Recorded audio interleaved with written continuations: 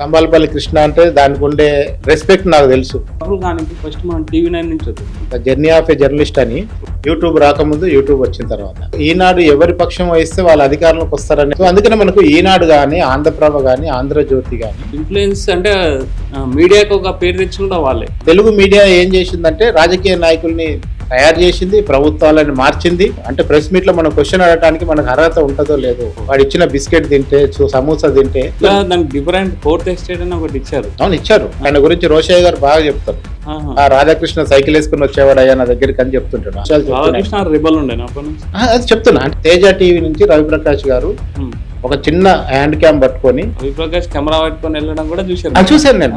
మొత్తం తెలుగు మీడియాకే ఒక టీవీ9 కంటే ముందు ఇలాంటి సంచలనాలు చేసి రౌండ్ కు వెళ్లకుండా కాశ్మీర్ లో పరిస్థితులు బాగుండవట అని ఒక లైన్ రాయటం వేరు, కాశ్మీర్ లో పరిస్థితులను చూస్తే అనుభవిస్తూ స్టోరీ రిపోర్టింగ్ చేయటం వేరు. రవిప్రకాష్ గారు వాళ్ళందరూ కూడా ఒక టీం. ఇప్పుడు మనం టీవీ9 గురించి కూడా మాట్లాడేది ఎందుకంటే హెచ్డి స్క్రీన్ మీద తెలుగులో వార్తలు చూడటం అనేది తెలుగు ప్రజలకి ఇట్లా ఎక్కిందంటే అది ఇట్లా లాస్ట్ 100కి 95 ఇళ్లలో 9 PM with Ravi Prakash tune movie.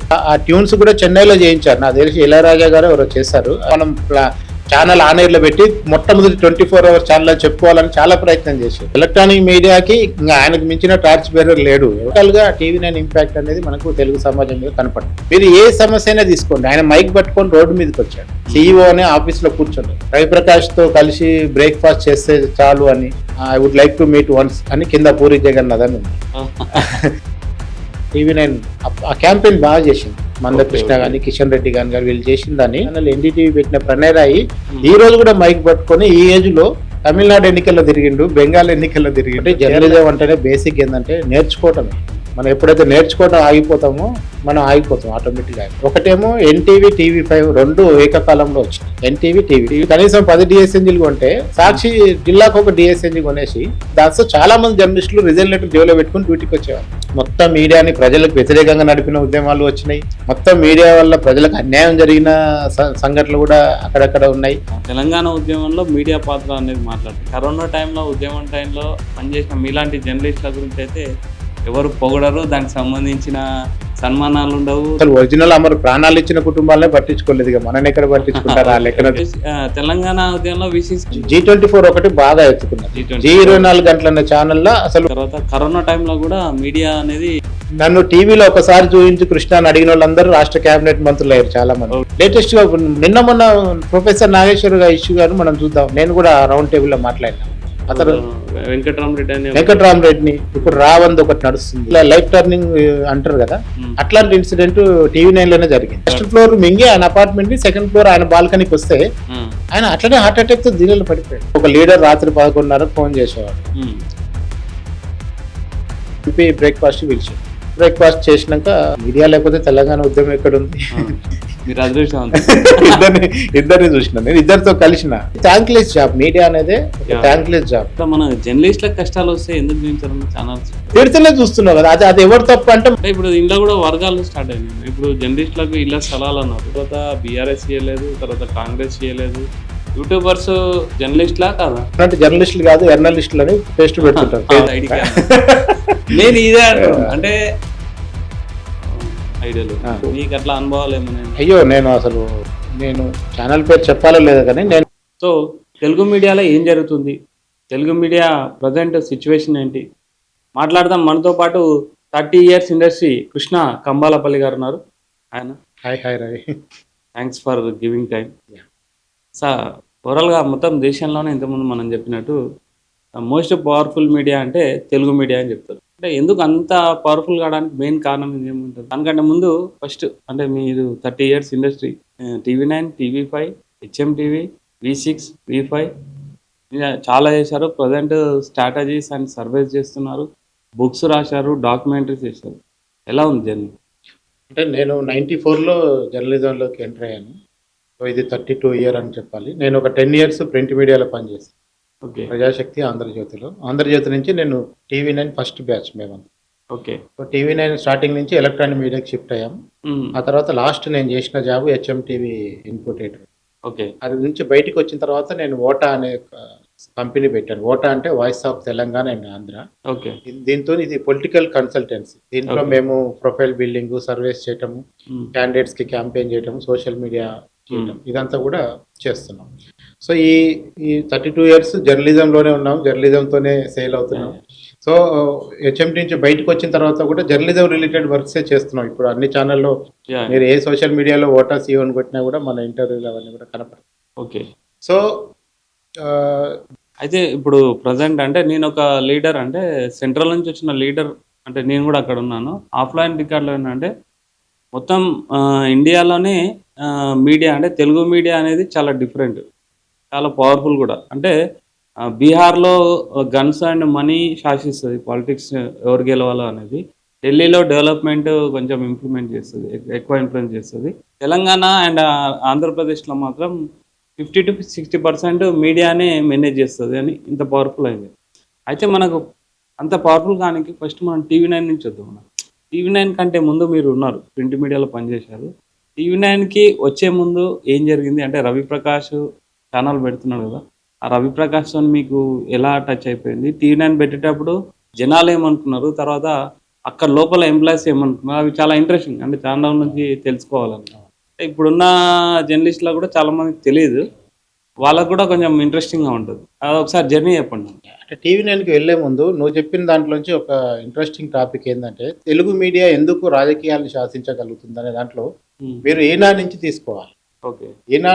ఈనాడు ఎవరి పక్షం వహిస్తే వాళ్ళ అధికారంలోకి వస్తారనే పరిస్థితిలో కూడా ఒక దశలో ఈనాడు నడిచింది. ఓకే. ఎన్టీ రామారావుని సీఎం చేసిందే ఈనాడు అని కూడా చెప్తారు. అవును, మా సీనియర్ అది జర్నలిస్టులు open- అందరూ కూడా open అదే secret. చెప్తారు. అంటే కాంగ్రెస్ ప్రభుత్వం దించడానికి ఈనాడులో వచ్చిన ఒక కార్టూన్ కూడా కారణం. Yeah. ఈవెన్ తో సారా వ్యతిరేక ఉద్యమం కూడా ఈనాడులో వచ్చిన కార్టూన్ల బేస్ చేసుకుని సారా వ్యతిరేక ఉద్యమం వచ్చింది అనేది కూడా ఉంది. So okay. అందుకనే మనకు ఈనాడు కానీ, ఆంధ్రప్రభ కానీ, ఆంధ్రజ్యోతి కానీ ఉమ్. ఈ పత్రికలు చాలా కీలకమైన పాత్ర ఆంధ్రప్రదేశ్, ఉమ్మడి ఆంధ్రప్రదేశ్ లో పోషించాయి. మీకు అందుకనే ఎక్కడలేని రాజకీయ చైతన్యం. నాకు తెలిసి ఆల్మోస్ట్ సేమ్ గా తమిళనాడు, ఆంధ్రప్రదేశ్, ఉమ్మడి ఆంధ్రప్రదేశ్ రాజకీయాలు దాదాపు ఒకే తీరుగుంటాయి. ఓకే. ఎందుకంటే తమిళనాడులోనేమో ద్రావిడ భాష మీద, వాళ్ళ ఆత్మాభిమానం దాని పేరు మీద, భాష మీద ఎక్కువ పోతారు. ఓకే. ఇక్కడ మనకు అనివార్యంగా కొన్ని కులాలు, కొన్ని శక్తులు, కొన్ని వర్గాల మధ్య తెలుగు రాష్ట్రాల రాజకీయం ఆధారపడింది. సరే ఇప్పుడంటే విడిపోయింది, కానీ Okay. విడిపోక ముందు ఉమ్. ఆ రోజు ఖచ్చితంగా ఈనాడు, ఆంధ్రజ్యోతి, ఆంధ్రప్రభ, ఆ తర్వాత వచ్చిన వార్త, ఉమ్. వీళ్ళందరూ వార్తలు రాసి రాజకీయాలను దారి మళ్లించారు. ఓకే. సో అంతటి పవర్ఫుల్ కథనాలు అప్పట్లో ఈనాడులో కానీ, అంటే వాళ్ళు జ్యోతిలో వార్తలు దారి మళ్లించరు, ఇన్ఫ్లుయెన్స్ అంటే మీడియాకు ఒక పేరు తెచ్చి కూడా వాళ్ళే. మీడియాకి పేరు తేయటమే కాదు, అసలు ప్రజల్ని ఎజెండా వైపు స్లోగా మళ్లించారు, అంటే తెలియకుండా మళ్లించటం. ఓకే. ఓకే. ఇప్పుడు మీరు ప్రతిరోజు ఒకటే అంశాన్ని పట్టుకొని పలానోడు మంచోడు కాదు అని రాసుకుంటా పోతే నిజంగా మంచోడైనా మంచోడు కాకుండా పోయే ప్రమాదం. ఎందుకంటే ఓకే. అత్యధిక సర్క్యులేషన్ పత్రిక, అత్యధిక ఇళ్లలోకి చేరే పత్రిక, పొద్దున్న లేవగానే అది చదవకపోతే చాలా మంది టీఏ కాఫీ తాగరు. అలాంటి పత్రికలు ఏదొస్తే అది వాస్తవం అనుకునే పరిస్థితి ఉంటుంది. అవును. ఇవాళలాగా ఫ్యాక్ట్ చెక్ చేసుకునే టూల్స్ ఆ రోజు లేవు, అవును. ఇవాళలాగా ఆల్టర్నేట్ మీడియా లేదు, సోషల్ మీడియా. ఇవాళలాగా సోషల్ మీడియా లేదు. ఆ రోజు ఈనాడులో ఏమొస్తే అదే వార్త, ఆంధ్రజ్యోతిలో ఏదొస్తే అదే వార్త, ఆంధ్రప్రభలో ఏదొస్తే వార్త. ఉమ్. సో ఆంధ్రపత్రిక కాంచి మొదలు పెట్టుకుంటే మనకు పత్రికలు అనేవి ఎలక్ట్రానిక్ మీడియా రాకముందు సంగతులు చెప్తున్నాయి. ఎలక్ట్రానిక్ మనకు సిటీ కేబుల్ కూడా లేని పరిస్థితుల రోజుల్లో తెలుగు మీడియా ఏం చేసిందంటే రాజకీయ నాయకుల్ని తయారు చేసింది, ప్రభుత్వాలను మార్చింది. ఉమ్. మీకు అంత చైతన్యం కూడా ఈ ఉమ్మడి ఆంధ్రప్రదేశ్ లో ఉండేది రాజకీయంగా. మీరు ఎక్కడైనా చూడండి, మీరు ఆ రోజు కాదు, ఈ రోజు కూడా మీరు ఏ మూలకు వెళ్ళి చూసినా, మనం ఇక్కడి నుంచి పోయి ఒక 5 చౌరస్తాలు నిలబడదాం, రాజకీయమే మాట్లాడుతుంటారు. అయితే హైడ్రా మాట్లాడతారు, లేదా రేవంత్ రెడ్డి మాట్లాడతారు, లేదా జిహెచ్ఎంసీ ఎన్నికలు మాట్లాడతారు, ఇంకేదైనా టాపిక్ మాట్లాడుతుంటారు, రైతు బంధు గురించి మాట్లాడుతుంటారు. సో అందుకనే ఫస్ట్ నుంచి కూడా అంటే రాజకీయం మనకు సంబంధం లేని వ్యవహారం లాగా తెలుగు రాష్ట్రాలు ఎప్పుడు లేవు. ఉమ్మడి ఆంధ్రప్రదేశ్ ఉన్నప్పటి నుంచి కానీ, తెలంగాణ ఆంధ్రప్రదేశ్ ఏర్పడి కానీ. అందుకనే మీకు ఆ కొట్టొచ్చినట్లుగా కూడా పత్రికల యొక్క, మీడియా యొక్క పాత్ర మనకు ఈ 2 రాష్ట్రాల్లో లేదా ఉమ్మడి ఆంధ్రప్రదేశ్ లో చాలా ప్రస్ఫుటంగా కనిపిస్తుంది. అయితే ఇప్పుడు మీరు వార్త అంటే న్యూస్ పేపర్ నుంచి మెల్ల జర్నీ అంటే నేను ప్రజాశక్తిలో చేసిన తర్వాత ఆంధ్రజ్యోతి రీఓపెనింగ్ అవుతుంది. ఆంధ్రజ్యోతి రీఓపెనింగ్ లో మీకు తెలుసు రాధాకృష్ణ గారు, ఇప్పుడు ఎండి గారు, ఆయన ఒకప్పుడు ఆంధ్రజ్యోతి రిపోర్టర్. ఓకే. ఆయన అసెంబ్లీ బీటు చూసేవాళ్ళు, కాంగ్రెస్ బీటు చూసేవాళ్ళు. ఆయన గురించి రోషయ్య గారు బాగా చెప్తారు. ఆహా. ఆ రాధాకృష్ణ సైకిల్ వేసుకుని వచ్చేవాడు అయ్యా నా దగ్గరికి అని చెప్తుంటాడు. మాకే చెప్తుండే అసెంబ్లీలో, ఓకే నేను కూడా రిపోర్టింగ్ చేసినప్పుడు అసెంబ్లీలో రోషయ్య గారు ఫైనాన్స్ మినిస్టర్ ఉన్నప్పుడు, రాజశేఖర రెడ్డి గారి క్యాబినెట్ లో ఉన్నప్పుడు చాలా విషయాలు చెప్తున్నాడు. రాధాకృష్ణ రిబల్ ఉండే అప్పటి నుంచి. అది చెప్తున్నా అంటే ఆయన ఒక సైకిల్ మీద వచ్చి ఒక పేపర్ కు రిపోర్టర్ చేసిన వ్యక్తి ఆ పేపర్ ని కొని ఎండిఐ దాన్ని ఇప్పటి వరకు అత్యంత ప్రభావితంగా నడపగలుగుతున్నాడంటే మీడియాలో వచ్చిన మార్పు. సో అలాంటి ఆంధ్రజ్యోతి రీఓపెన్ చేసినప్పుడు నేను సిటీ లైఫ్ కి ఎంటర్టైన్మెంట్ బేస్ రిపోర్టర్ గా దాంట్లో జాయిన్ అయ్యాను. సో అక్కడి నుంచి నేను ఎంటర్టైన్మెంట్ బేస్ చేసిన స్టోరీలని, నేను రాసిన ఆర్టికల్స్ వాటిని చూసి నాకు TV9 లో అవకాశం వచ్చింది. సో అట్లా చెప్పండి. అంటే ఇప్పుడు మీరు ఆర్టికల్స్ నుంచి TV9 నుంచి ఆఫర్ వచ్చిందన్న. ఇప్పుడు ఈ అంటే మీరు పత్రిక నుంచి TV9 వెళ్తారు, అది ఇప్పుడు అంటే TV9 ఒక బ్రాండ్, అప్పుడు ఏం లేదు. వెళ్ళేటప్పుడు మీరు కానీ అక్కడ జర్నలిస్టులు కానీ ఏమనుకున్నారు? అంటే TV9 ఏంది, ఇదేంది, రవి ప్రకాష్ ఏంది, ఏమనుకున్నారు? అదే చాలా నిజంగా ఇందాక అన్నట్టు ఒక వ్యవస్థ సక్సెస్ అయిన తర్వాత మాట్లాడుకోవటం వేరు, పెట్టినప్పుడు దాంట్లోకి పోవాలా వద్దని ఒక డైలమా ఉంటది కదా. ఆ డైలమాని చాలా మంది సీనియర్ జర్నలిస్టులు ఫేస్ చేశారు. ఎందుకంటే నాకు రవిప్రకాష్ గారు, నేను జెమినీ టీవీ ఫస్ట్ ఇంటర్వ్యూకి వెళ్ళా, ఇది ఆంధ్రజ్యోతిలో ఉన్నప్పుడే.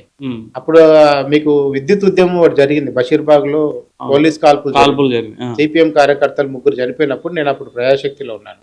ఆ విద్యుత్ ఉద్యమాన్ని కవర్ చేసేటప్పుడు తేజ టీవీ నుంచి రవిప్రకాష్ గారు ఒక చిన్న హ్యాండ్ క్యామ్ పట్టుకొని బషీర్బాగ్ ఫ్లైఓవర్ కింద మొత్తం ఉరుకులు పరుగులతో ఆయన వీడియో తీసి, అప్పట్లో ఈ లైవ్ లేవు కదా, ఒక క్యాసెట్ ఆ 2-వీలర్ మీద మన కెమెరామెన్ వెళ్ళి జెమినీ ఆఫీస్ లో ఇస్తే అది ప్లే లోపు రెండో క్యాసెట్ మళ్ళీ తీసుకెళ్ళి ఆ లైవ్ మిస్ కానీ లేదు ఆ రోజుల్లో. ఐఎమ్ టాకింగ్ అబౌట్ 2000 సంఘటన నేను చెప్పేది. రవిప్రకాష్ కెమెరా పట్టుకొని వెళ్ళడం కూడా చూశాను నేను. ఆయన పక్కన నేను నిలబడే ఉన్నాను. నేను ప్రజాశక్తి ఫోటోగ్రాఫర్ కి అసిస్టెంట్ గా వెళ్ళి, అప్పటికే రాళ్ళు పడుతున్నాయి, మేము కూడా ఫ్లైఓవర్ కింద దాచుకున్నాం, మా మీద కూడా రాళ్ళు వస్తున్నాయి, వాళ్ళు బుల్లెట్ షెల్స్ కాల్స్తున్నారు. బషీర్బాగ్ కాల్పుల ఉద్యమాన్ని నేను ఫ్లైఓవర్ కింద నిలబడి చూసిన. సో ఆ రోజు రవిప్రకాష్ గారు ఫీల్డ్ లో వెళ్ళి చేసిన కవరేజీ మొత్తం తెలుగు మీడియాకే ఒక కేబుల్ ఛానల్ వ్యవస్థని, ఒక ఎలక్ట్రానిక్ మీడియా రుచి చూపించిందంటే బషీర్బాగ్ కాల్పుల ఉద్యమం. అంటే TV9 కంటే ముందు ఇలాంటి సంచలనాలు చేశారు. ఆయన మాకు చెప్పే దాంట్లో కూడా ఆయన ఫస్ట్ టైం తెలుగు జర్నలిజం నుంచి కాశ్మీర్ పోయి రిపోర్ట్ చేసిన వ్యక్తి ఆయన. కాశ్మీర్ లో ఇవాళ ఎవరైనా పోతున్నారు, మనం మాట్లాడుకునేది ఆయన సుప్రభాతంలో పనిచేసినప్పటి కాలం గురించి చెప్తున్నాను. సో నేను జర్నలిజం రాకముందే ఆయన కాశ్మీర్ కు పోయి ఫస్ట్ టైం కాశ్మీర్ నుంచి, అంటే ఇందాక మనం మాట్లాడాం కదా, గ్రౌండ్ కు వెళ్లకుండా కాశ్మీర్ లో పరిస్థితులు బాగుండవట అని ఒక లైన్ రాయటం వేరు, కాశ్మీర్ లో పరిస్థితులను చూసి అనుభవిస్తూ స్టోరీ రిపోర్టింగ్ చేయటం వేరు, చాలా తేడా ఉంటుంది. అంటే ఇప్పుడు అంటే మీరు వెళ్తున్నారు, వెళ్ళే టైంలో మీకు వచ్చిన ఇన్పుట్స్ అయితే రవిప్రకాష్ గారు లక్కీగా నాకు తెలుసు, ఫెమిలియరే. చాలా మందికి అరుణ్ సాగర్ గారని జర్నలిస్ట్, ఆయన చనిపోయారు. ఆంధ్రజ్యోతిలో నేను నా డిపార్ట్మెంట్ కి హెడ్ ఆయన, నేను ఆయన అండర్ లో పనిచేశాను. అది సిటీ పేజ్, యూత్ పేజ్ అన్నిటికీ ఆయన ఇన్ఛార్జ్ ఉండేవాడు, నేను అందులో వన్ ఆఫ్ ద రిపోర్టర్ పనిచేసిన. ఆయన ఫస్ట్ ఇక్కడ నుంచి TV9 కి వెళ్ళారు. అంటే జనరల్ గా రవిప్రకాష్ గారు వాళ్ళందరూ కూడా ఒక టీం, ఫస్ట్ నుంచి కూడా ఫ్రెండ్షిప్ కనుక ఆయన ముందు తీసుకెళ్లారు, ఆయన అవుట్పుట్ రేటర్ గా తీసుకెళ్లారు. సో ఆయన వెళ్ళిన తర్వాత ఒక్కొక్కరే TV9 అంట ఛానల్, అప్పుడు TV9 కూడా దాని పేరు ఐవిజన్ అనేది న్యూస్ ఏజెన్సీ అప్పుడు స్టార్ట్ అయిన. ఫస్ట్ ఐవిజన్ అనే ఏజెన్సీ స్టార్ట్ అయింది అక్కడ. TV9 అనే పేరు, లోగో అవన్నీ కూడా మేము జాయిన్ అయినాకనే అక్కడ అంతా వర్క్ జరిగి మా కళ్ళ ముందే లోగో పేరు ఏం పెడుతుంది, లోగో కలర్ ఎట్లుండాలి, అన్ని డిస్కషన్స్ మా కళ్ళ ముందే జరిగినాయి. అయితే ఐవిజన్ అనే ఏజెన్సీ పెట్టినప్పుడు ఏది ఐవిజన్ అంట, ఏజెన్సీ అంట, ఆ ఏజెన్సీలో పోయి మనం ఏం పని చేస్తాం, హ్యాపీగా ఆంధ్రజ్యోతి బాగుంది కదా, ఇక్కడ నుంచి ఎందుకు పోవాలి, ఇట్లాంటి చాలా మంది సీనియర్ జర్నలిస్టులు డైలమాలో ఉన్నప్పుడు నేను వెళ్ళి అరుణ్ సాగర్ గారిని కలిసిన. ఏం సార్ మీరేదో ఇట్లా ఏజెన్సీకి వచ్చిరంట, మంచి పేపర్ వదిలిపెట్టారంటే, పిచ్చోన్ నా కృష్ణ నేను ఇట్లా రావడానికి, ఇది ఐవిజన్ అనేది ఇప్పుడు ఈనాడుకు న్యూస్ టుడే ఎట్లనో TV9కి ఐవిజన్ అంతే, కానీ ఇది ఒక ఛానల్ మంచి పెట్టుబడితో రాబోతుంది, మీరు చూస్తుండు ఎలక్ట్రానిక్ మీడియాలో దీని కథ వేరే ఉంటది, అప్పుడే చెప్పింది, నువ్వు ఆలోచించుకో అని కూడా చెప్పింది నాకు. మీరే ముందే విజన్ ఉంది, ఎందుకంటే ఆయనకు రవిప్రకాష్ గారు బ్రీఫ్ చేస్తారు కదా, దే ఆర్ ఆల్ HODs కదా, ఒక ఇన్పుట్, ఒక కరీం గారు, ఒక రాజశేఖర్ గారు, ఒక అరుణ్ సాగర్ గారు, ఒక బద్రి గారు ఈటీవీ నుంచి అంటే టెక్నికల్ సిటీఓ, ఓకే.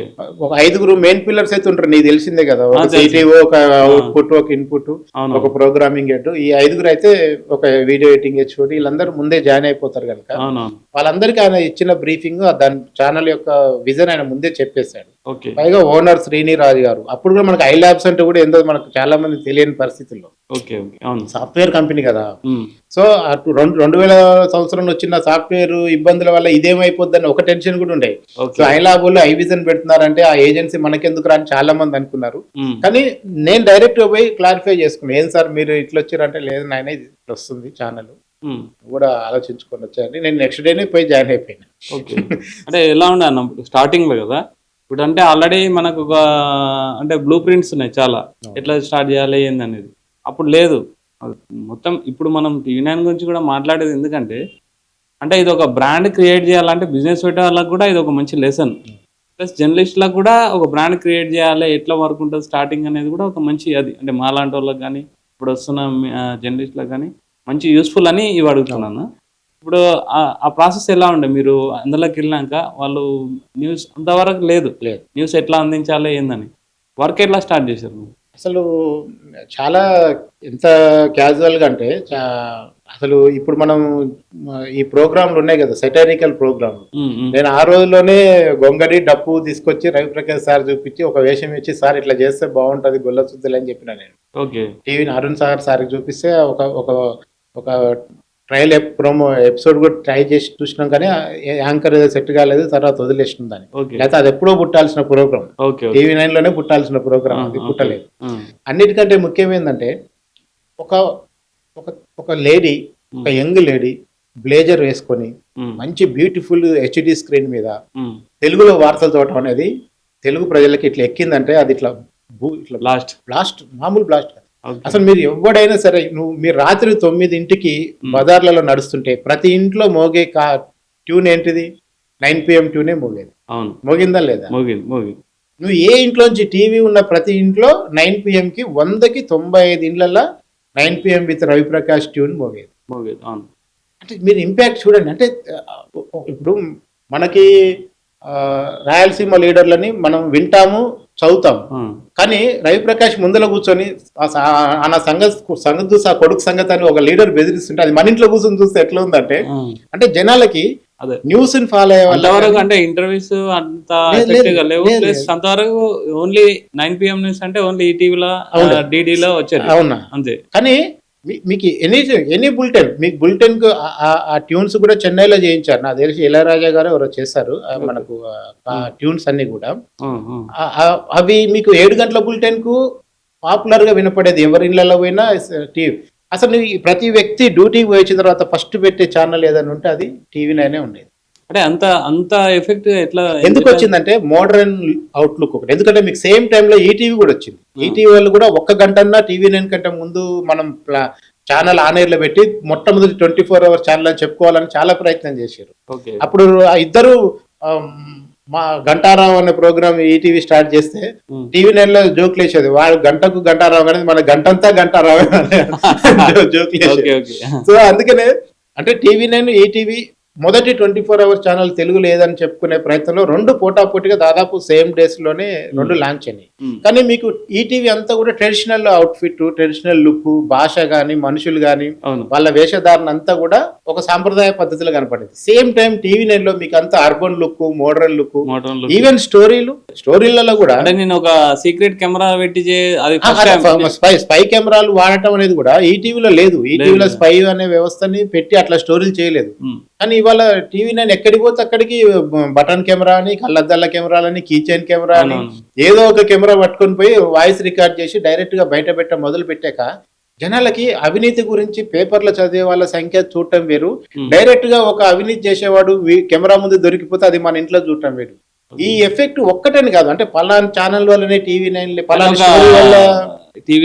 కానీ రవిప్రకాష్ అని ఒక టార్చ్ బేరర్, అంటే మీడియా మొత్తం దాని స్వరూపం చేంజ్ చేశారు. ఖచ్చితంగా ఎలక్ట్రానిక్ మీడియాకి ఇంకా ఆయనకు మించిన టార్చ్ బేరర్ లేడు. ఎవరు మీ తర్వాత ఎవరు వచ్చి ఎన్ని చేసినా గానీ దానికి బాట వేసింది ఆయననే. అది ఆ ఎఫెక్ట్ అనేది తెలుగు ప్రజల మీద ఎట్లా పడిందంటే, మీకు అసలు ఎక్కడ నేను పనిచేసిన కదా, ప్రతి వారానికి 2 యాక్సిడెంట్లు అన్నా మినిమం టీవీ9 వెహికల్స్ కి అయ్యేది. అంటే ఫాస్ట్ గా పోయి క్యాసెట్ ఇవ్వాలి, లైవ్ ఫెసిలిటీ లేదు కదా. ఓకే. మనం ఇప్పుడు ఇందిరా పార్క్ కాడ గొడవ అయింది, రక్తాలు గారిని, అంగన్వాడీలు కొట్టిర్రు. ఆ వీడియో చూపించాలంటే నీ చేతిలో ఉన్న క్యాసెట్ ఆఫీస్ పోతే తప్ప నీకు సాధ్యం కాదు. ఓకే. ఇంకేం లేదు, మొబైల్ లేదు, నా లైవ్ కిట్ లేవు, నా డిఎస్ఎన్జి వ్యాన్లు కూడా డాటా అసలే లేదు. డిఎస్ఎన్జి వెహికల్స్ కూడా ఒక్కటి ఏదో నార్త్ ఇండియా వాళ్ళది ఉంటే అది ఒక్కటి వచ్చి పెట్టేసరికి అది చాలా కష్టంగా ఉండేది. ఇప్పట్లాగా కాదు, పరిస్థితి కాదు. సో అందుకని ఆ వేగంలో టీవీ9 వెహికల్స్ కి కనీసం 2 యాక్సిడెంట్లు అయ్యేది. ఎవడో ఒకటి హాస్పిటల్లో ఉండేది, దెబ్బలు తినో దెబ్బలు కొట్టో ఏదో రకంగా ఉండేది.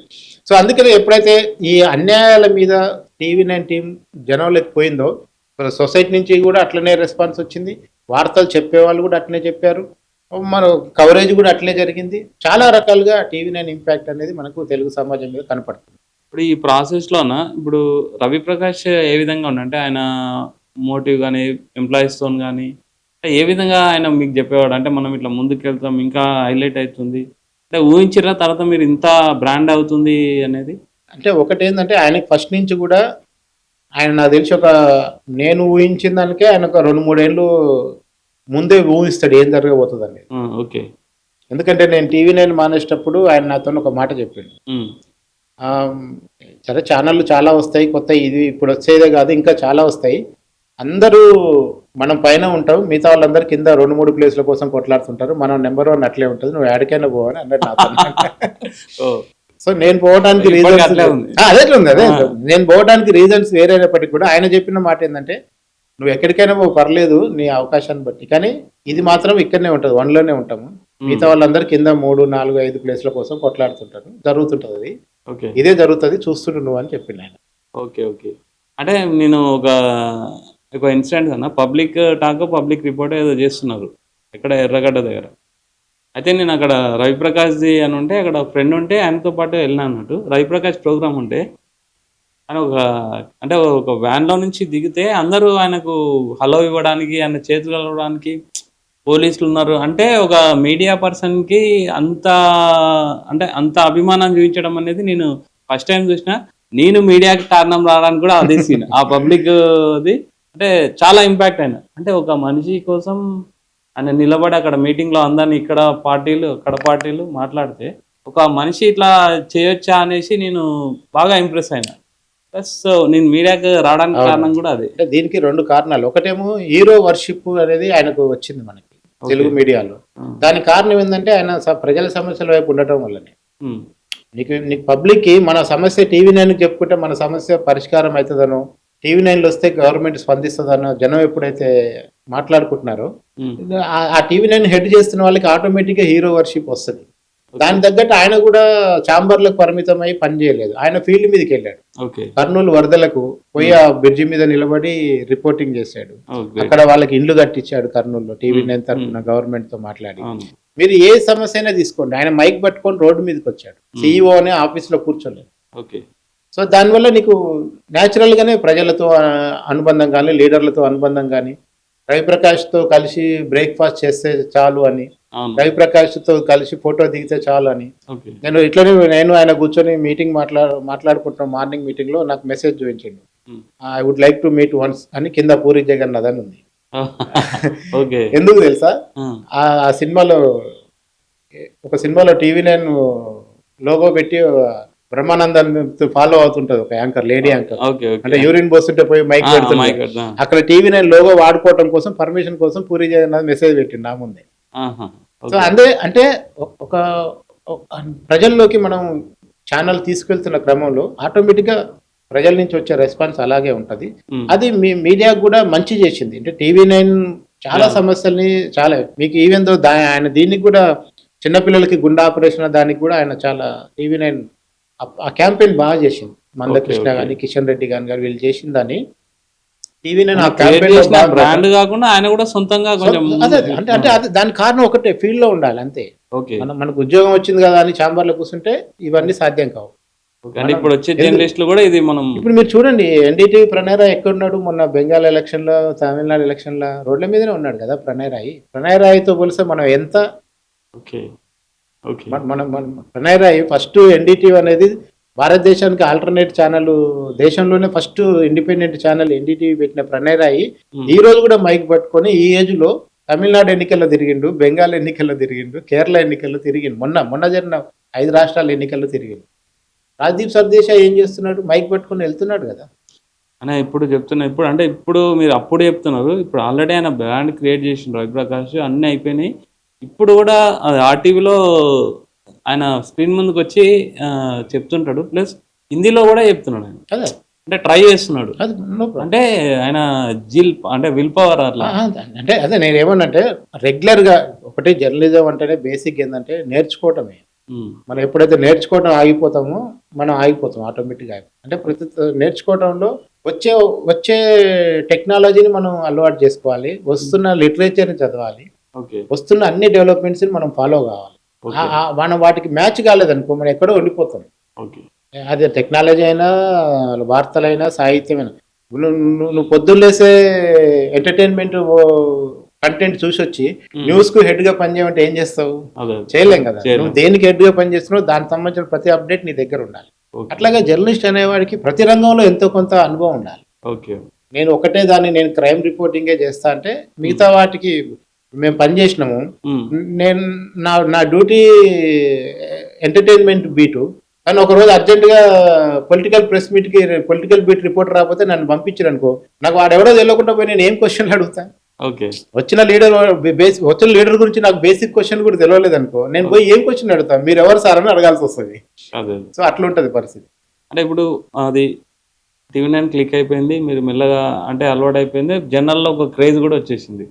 అంటే ఎట్లా మళ్ళీ నెక్స్ట్ అంటే ఏపీ తెలంగాణ తెలుగు రాష్ట్రాల్లో ఏ విధంగా మళ్ళీ మీడియా అనేది ఎలాబొరేట్ అయిపోయింది? అంటే మెల్లమెల్లగా పెద్దగా అయిపోయింది. ఎట్లా అయిపోయింది? ఆ తర్వాత 2 దశలు జరిగినాయి. ఒకటేమో ఎన్టీవీ, టీవీ5 రెండు ఏకకాలంలో వచ్చినాయి. ఓకే, ఎన్టీవీ, టీవీ9 తర్వాత ఎన్టీవీ, టీవీ5 రెండు సేమ్ టైంలో పర్మిషన్లు సేమ్ టైంలో అప్లై చేసుకున్నారు, ఆఫీసులు సేమ్ టైంలో కట్టారు, ఆ సేమ్ టైంలో రిక్రూట్మెంట్ జరిగినాయి. ఎందుకు ఇది సేమ్ టైం అని చెప్తుందంటే నాకు 2 ఆఫీసుల నుంచి నాకు ఆఫర్లు వచ్చినాయి. నన్ను ఇద్దరు పిలిచారు. నేను ఫస్ట్ కొమ్మినేని గారు జాయిన్ అయ్యారు, ఎన్టీవీకి జాయిన్ అయ్యి మళ్ళీ ఆయన టీవీ5 పోయినారు. టీవీ5 నుంచి మళ్ళీ ఇటు పోయాక నేను అప్పటికే టీవీ9 ఢిల్లీకి వెళ్ళిపోయా.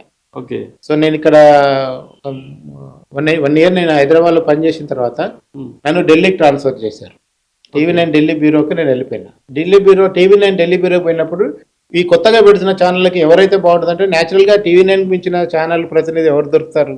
సో అందుకనే ఇప్పుడు ఈ ప్రోడక్ట్ ని ఇప్పుడు టీవీ9 అనే ప్రోడక్ట్ చూసి వీళ్ళు దిగారు, టీవీ9 చూసే వీళ్ళు దిగడం. మీకు ఈ రోజు ఎలక్ట్రానిక్ మీడియాలో ఏదో ఒక స్థాయిలో ఒక పొజిషన్ లో ఉన్న ఎక్కువ మందిలో 95% మంది టీవీ9 లో పనిచేసి ఉంటారు. ఓకే, అంతే. అది ఏ డిపార్ట్మెంట్ కానీ, అది టెక్నికల్ కానీ, ఎడిటింగ్ కానీ, రిపోర్టర్ కానీ, యాంకర్ కానీ, సబ్ ఎడిటర్ కానీ. మాక్సిమం మీరు అన్నట్టు ఏ ఛానల్ హెడ్ అయినా మాక్సిమం టీవీ9 నుంచి వచ్చిన వాళ్ళే ఉంటారు. ఆంధ్రజ్యోతి పేపర్లో పనిచేసిన వాళ్ళు కూడా డెస్క్ సైడ్ వాళ్ళే ఉంటారు. ఆంధ్రజ్యోతిలో, ప్రజాశక్తిలో పనిచేసిన వాళ్ళు ఉంటారు. ఎందుకంటే ఇవి 2 ఉత్పత్తి కేంద్రాలు, టీవీ9 కానీ ఆంధ్రజ్యోతి కానీ. మొత్తం ఎంప్లాయీస్ ను ఉత్పత్తి చేసి కర్మాగారంలో తయారు చేసి పంపించిన వాళ్ళందరూ ఈ 2 ఆర్గనైజేషన్స్ మనకు బాగా కనపడతాయి. సో అందుకనే మీకు ఎక్కడికి పోయినా ఏదో ఒక డిపార్ట్మెంట్ టీవీ9లో పనిచేసిన వాళ్ళే మనకు తారసపడతారు ఇప్పుడున్న మీడియాలో. సో ఎన్టీవీ, టీవీ5లో మ్యాక్సిమం జాయిన్ అయిన వాళ్ళు కూడా టీవీ5 నుంచి వచ్చిన. కరీం గారు వచ్చారు టీవీ9, నేను పోయాను టీవీ9. మీకు ఇట్లా టీవీ5లో చేరిన వాళ్ళు కొందరు జిల్లాలలో మారిపోయిన వాళ్ళందరూ కూడా ఆయన వచ్చాడు. ఇట్లా రకరకాలుగా మీరు ఏది చూసినా బేసిక్ ప్రోడక్ట్ ఇండస్ట్రీ అయితే టీవీ9 నుంచే మన అందరిని ఉత్పత్తి చేసింది. ఈ టీవీ9, ఎన్టీవీ, టీవీ5 కూడా ఏకకాలంలో వచ్చిన తర్వాత ఇంకా రిక్వైర్మెంట్ పెరిగింది. ఎలక్ట్రానిక్ మీడియాకి జనాలు రిక్వైర్మెంట్, మళ్ళీ ఇంకా ప్రింట్ మీడియా నుంచి వలసలు బాగా పెరిగినాయి. నీకు ప్రింట్ మీడియాలో వార్త నుంచి జనం బయటికి బాగా వచ్చేసారు. అప్పుడు వార్తా పేపర్ నుంచి వచ్చారు, ఆంధ్రప్రభ నుంచి వచ్చారు, ఇంకా జ్యోతి నుంచి అంటే రెగ్యులర్ గా పోతూనే ఉన్నారు. ఎలక్ట్రానిక్ మీడియాకి ఏదో రకంగా మారిపోతూనే ఉన్నారు. సో అట్లా మనకు ఎన్టీవీ, టీవీ5 అనేది ఒక దశ వస్తే, సాక్షి రావటం అనేది ఇంకో దశ. సో ఎన్టీవీ, టీవీ5 తెచ్చిన మార్పులు వేరు. అదేమో ఎక్కువ మందికి ఎలక్ట్రానిక్ మీడియాని పరిచయం చేసి లైవ్ కంటెంట్. ఎందుకంటే టీవీ9 కూడా ఒకటే డిఎస్ఎన్జీ ఉండేది, ఎన్టీవీకి ఒకేసారి దాదాపు 10 డిఎస్ఎన్జీలు కొన్నాం మేము. నేనే ఎన్టీవీ డిఎస్ఎన్జీ ఢిల్లీలో డిజైన్ చేయించి వాటి పర్మిషన్లు అన్ని ఎన్టీవీ లైసెన్స్ తో సహా నేనే అక్కడ ఫాలో అప్ చేసుకున్నా, అక్కడ ఉన్న ఏజెంట్స్ తోనే. ఆ తర్వాత సాక్షి వచ్చిన తర్వాత ఏమైందంటే వీళ్ళు లైవ్ సాక్షి అయితే జిల్లాకు ఒక డిఎస్ ఇంజిన్ కొనేసి, అవును అప్పుడు బాగా అది. వీళ్ళు కనీసం 10 డిఎస్ ఇంజిన్ కొంటే సాక్షి జిల్లాకు ఒక డిఎస్ ఇంజిన్ కొనేసి, ఓకే సాక్షి వచ్చిన తర్వాత ఏమైందంటే అప్పటి వరకు లేని ఒక పెద్ద మార్పు ఏంటంటే జీతాలు అనేది బాగా జనరల్ అదే అంటారు, సాక్షి వచ్చిన తర్వాతనే ఇది. అప్పటిదాకా మీకు ఈవెన్ టీవీ9 లో కానీ ఎన్టీవీలో కానీ టీవీ5లో కానీ జీతాలు నార్మల్ గానే ఉన్నాయి. ఓకే కానీ సాక్షికి మ్యాన్ పవర్ కావాలనే పేరు మీద ఇక్కడున్న జనాలు తరలించుకోపోవడానికి సాక్షి పేపర్ అయినా కానీ ఛానల్కైనా కానీ అబ్నార్మల్ హైక్ అనేది సాక్షి ఇచ్చింది. ఓకే సాక్షి ఇచ్చిన తర్వాత అనివార్యంగా టీవీ9 ఇవ్వాల్సి వచ్చింది.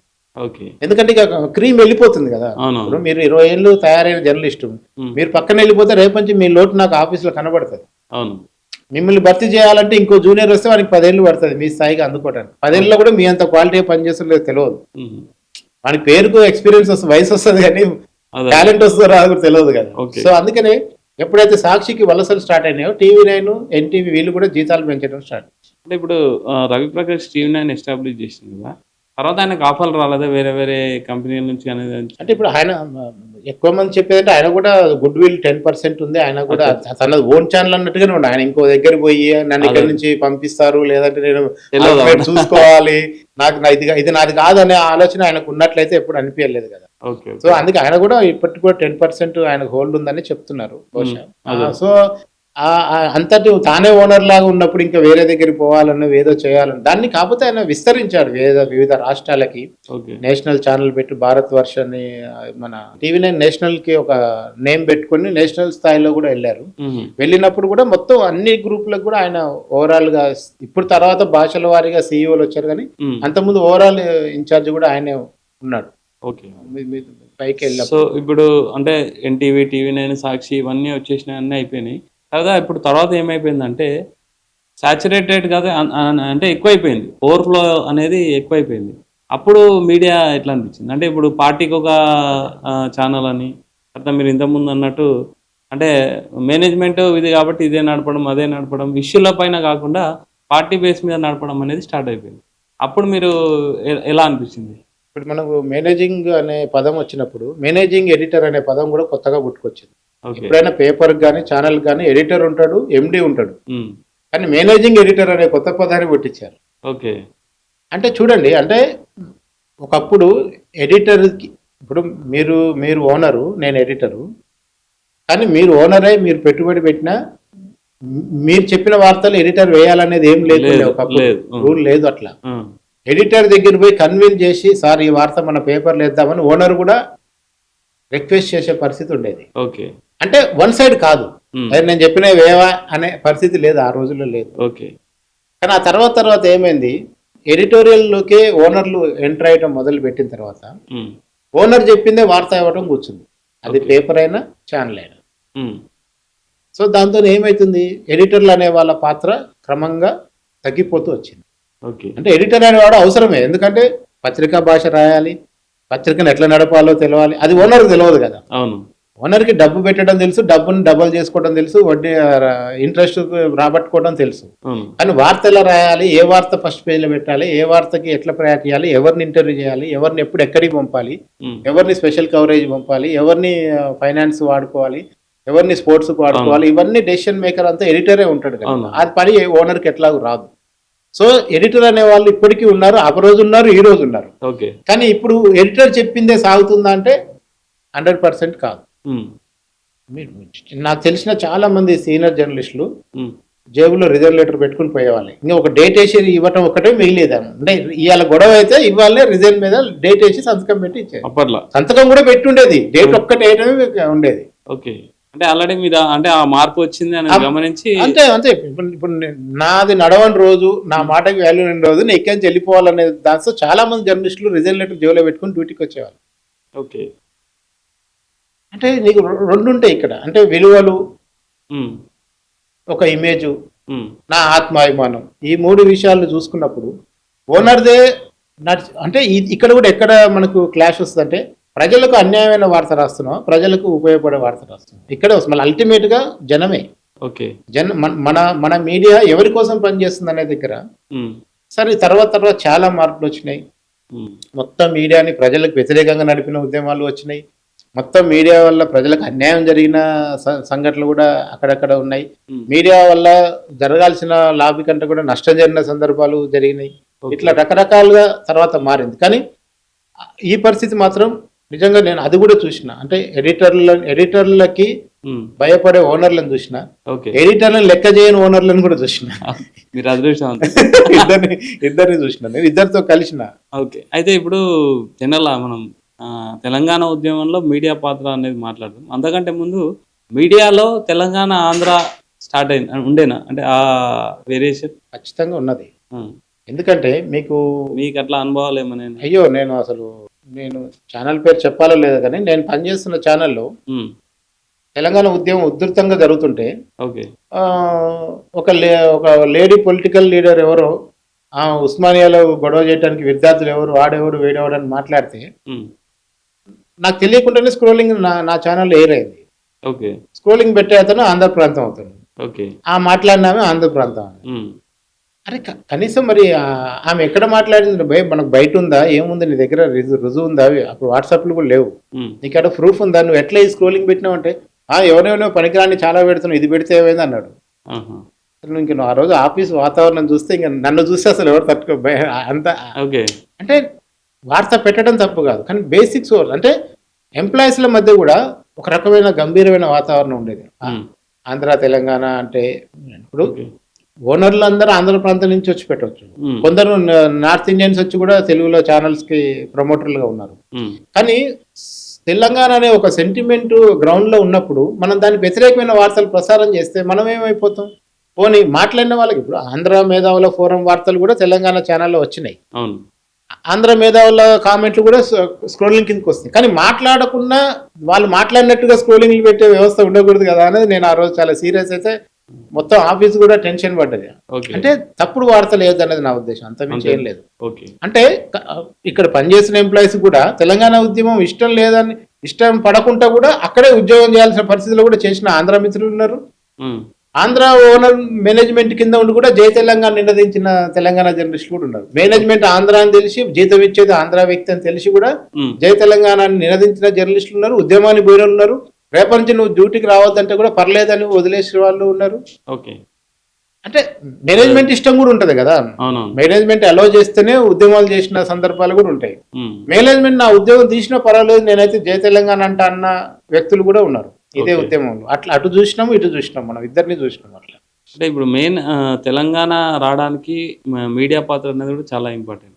మీలాంటి జర్నలిస్టులు అని, మీరు క్రాంతి అన్న, నేను చాలా మందిని చూసిన అంటే ఒక అగ్రెసివ్గా వెళ్ళడం జరిగింది. అంటే మెయిన్ తెలంగాణ ఉద్యమంలో మీడియా గురించి చెప్పండి, ఎట్లా ఏ విధంగా? అసలు మీకు మీడియా లేకపోతే తెలంగాణ ఉద్యమం ఎక్కడుంది? మనకు మీకు నచ్చినా నచ్చకపోయినా మేనేజ్మెంట్ లో తెలంగాణ మూలాలు లేని వ్యక్తులు పెట్టుబడులు పెట్టినా ప్రజల యొక్క ఆకాంక్షని వాళ్ళు పక్కన పెట్టలేకపోయారు. బికాజ్ ఏంటంటే వాళ్ళు కూడా ఇళ్లలో కూర్చొని ఉద్యమం చేయలేరు, రోడ్డు మీదకి వచ్చారు. పిల్లలు చనిపోతున్నారు, రోజు లాఠీ చార్జ్ అవుతుంది, బుల్లెట్ గాయాలు అవుతున్నాయి. ఇంతకంటే పెద్ద ఉద్యమం ఏం చూసినా? మనం స్వాతంత్ర ఉద్యమం చూడలేదు, మొదటి ప్రపంచ యుద్ధం చూడలేదు, రెండో ప్రపంచ యుద్ధం చూడలేదు. మనం చూసిన మన కళ్ళ ముందు అతిపెద్ద యుద్ధం తెలంగాణ ఉద్యమం. నేను కళ్ళారా చూసిందంటే V6 లో పనిచేసి తెలంగాణ ఉద్యమంలో V6 కొంచెం ఇన్ఫ్లుయెన్స్ అయితే G24 ఒకటి బాగా ఎత్తుకున్నది. G24 గంటల అనే ఛానల్లో అసలు పొద్దున్న లేస్తే మాకు పెద్ద గొడవ అయ్యేది. ప్రోగ్రామింగ్ ఏంటో మాతో పంచాయతీ పెట్టుకున్నాం, మీరు మొత్తం ఉద్యమే చూసుకుంటే మరి రేటింగ్ ఎట్లా రావాలి, యాడ్స్ ఎట్లా రావాలని మాకు ఎప్పుడు గొడవ అయ్యేది. నీకు ఎట్లా రేటింగ్ బేస్డ్ కదా, నువ్వు ఎంత పెద్ద పాపులర్ ఛానల్ అయినా కానీ అల్టిమేట్ గా బుధవారం నాడు రేటింగ్లు వచ్చినప్పుడు కూర్చొని ఇది ఎంత ప్రోగ్రామ్ పోతే అదంతా పోతే ప్రోగ్రామింగ్ ఏంటో వచ్చి రోజు మాకు వీక్లీ మీటింగ్ లో పంచాయతీ మాకు, మీరు ఇట్లనే చేసుకుంటూ పోతే ఈ మాత్రం రేటింగ్ కూడా పోతుంది, మీరు ఉద్యమాలు చూపించుకోండి ఛానల్ మూత పడుతుంది అని చెప్పేవాడు. అంటే అయినా కానీ ఛానల్ అట్లే నడిపించినాం. మేనేజ్మెంట్ అలో చేసింది, అక్కడున్న జర్నలిస్టులు అందరూ కూడా జై తెలంగాణ గురించి పని చేశారు కనుక వచ్చి సరే రేటింగ్ ఒక వారం మనం బాగా పని చేసినప్పుడు రేటింగ్ ఒక్కోసారి రాదు, మనం రిలాక్స్ ఉండి ఏదో ఒక ప్రోగ్రామ్ క్లిక్ అయితే కూడా రేటింగ్లు వచ్చేస్తాయి. ఇవాళ మనం వ్యూస్ కోసం ఎట్లా ఉన్నామో అప్పుడు రేటింగ్ కోసం అట్లా ఉండేది. ఏదో రేటింగ్ వస్తేనే యాడ్స్ వస్తాయి, యాడ్స్ వస్తేనే జీతాలు వస్తాయి, జీతాలు ఉంటేనే ఛానల్ బాగుపడుతుంది. ఇదే కదా జర్నలిస్ట్ కూడా అంటే బయట ఉన్న వాళ్ళు కానీ లోపల ఉన్న వాళ్ళు కానీ ఒక ఉద్యమం లాగానే చేసారు. డ్యూటీ ఎక్కడిది? పొద్దున్న లేవగానే పోయి ఆడ ఉద్యమకారుతో పాటు సమానంగా వాళ్ళు పెట్టింది తిని, వాళ్ళతో పాటు దెబ్బలు తిని, వాళ్ళతో పాటు ఛాయలు తాగి రాత్రి ఎప్పుడు ఆఫీస్కి రావటం, అక్కడి నుంచే కవర్. లక్కీలో అప్పుడప్పుడే మనకు 3G కిట్లు వచ్చినాయి. ఓకే. సో 3G కిట్ల వల్ల మనం రెగ్యులర్ గా ఉరుకులు పరుగులు తగ్గినాయి. 3G కిట్స్ తో ఏంటంటే కనీసం లైవ్ అన్న వచ్చేది, ఫీడ్ అన్నా కనీసం వచ్చేది. లైవ్ అప్పుడప్పుడు డిస్టర్బెన్స్ అయినా మంచి 3G కిట్ ఉండి 5 సిమ్యులేషన్ 3G కిట్ లో అయితే మనకు లైవ్ ఫీడ్ కూడా బాగానే క్లీన్ గానే వచ్చేది. పైగా ఈ 2 MB లైన్స్ వేసినాం. ఉస్మానియా యూనివర్సిటీకి ఒక permanent line 2 MB line, Gandhi Bhavan కి ఒక 2 MB లైన్, టీడీపీ ఆఫీస్ లో ఒక 2 MB లైన్, ఇది లీజుల్ లైన్స్ వేసి అంటే పడే. ఈ కరోనా టైంలో ఉద్యమం టైంలో పనిచేసిన మీలాంటి జర్నలిస్టుల గురించి అయితే ఎవరు పొగడరు, దానికి సంబంధించిన సన్మానాలు ఉండవు, దానికి సంబంధించిన పెద్ద అంటే కనిపించాలి. అంటే జర్నలిస్టులకు అంత నోటెడ్ గా చేయలేదు. ఆ విషయంలో రాజకీయ పార్టీలు కూడా వాడుకొని వదిలేసినా ఫీల్ అవుతాను నేను. ఓకే. ఎందుకంటే ఇప్పుడు నేను ఏ రాజకీయ పార్టీ మెప్పు కోసం నేను పనిచేయలేదు. అదే ఇప్పుడు నాకు ఒక లీడర్ రాత్రి 11:30కు ఫోన్ చేసేవాడు. చేసి తమ్మి ఒక స్క్రోలింగ్ పెట్టు అంటాడు. ఏందన్నా అంటే సోనియా గాంధీ రాజశేఖర రెడ్డిని పిలిచి వెనక నుంచి ఒక్క తన్ను తన్నింది అంటాడు. అట్టెట్లా తంతదన్న, ఆయన ఒక ముఖ్యమంత్రి, ఆమె ఒక ఏఐసీ లీడర్ అంటే, లేదా మీ తెలంగాణ విషయంలో లేట్ చేస్తుందని ఇట్లా తన్నింది, స్క్రోలింగ్ పెట్టు అంటాడు. నేను చూడని దాన్ని ఎట్లా పెట్టాలన్నా నేనంట. అంటే లీడర్లకి అంత ఫ్రస్ట్రేషన్ ఉండేది తెలంగాణ ఉద్యమంలో, అడ్డుపడుతున్న వాళ్ళ మీద పడింది. దీన్ని మనం ఏం చేసినాం, బాధ్యతాయుతంగా చేసినాం. జర్నలిస్టులు అందరూ కూడా ఆ లీడర్ మెప్పు కోసం, ఈ పార్టీ మెప్పు కోసం పనిచేయలేదు. వాళ్ళు కూడా స్వతహాగా తెలంగాణ అవసరమని ఫీల్ అయ్యారు కనుక పనిచేసారు. ఫీల్ అయ్యారు కనుక పనిచేసారు. పనిచేసినప్పుడు రాళ్ళ దెబ్బలు తిన్నారు, తిండి తిప్పలు లేకుండా, నిద్రాహారాలు లేకుండా పనిచేసారు. ఆ రోజులో డ్యూటీ వేయాలంటే అందరం మానవ మాత్రమే కదా. ఇప్పుడు ఎవరైనా 8 గంటలు పనిచేస్తారు. పొద్దున్న 6 పోయి రాత్రి 12 దాకా ఒకటి డ్యూటీ మేము చేపించినాం కదా. మేము యాజ్ ఏ బ్యూరో చీఫ్ గా, నేను పొలిటికల్ బ్యూరో చీఫ్, నా బ్యూరోలో పనిచేసే 6 రిపోర్టర్లకు 3-4 నెలలు వీక్ ఆఫ్లే లేవు.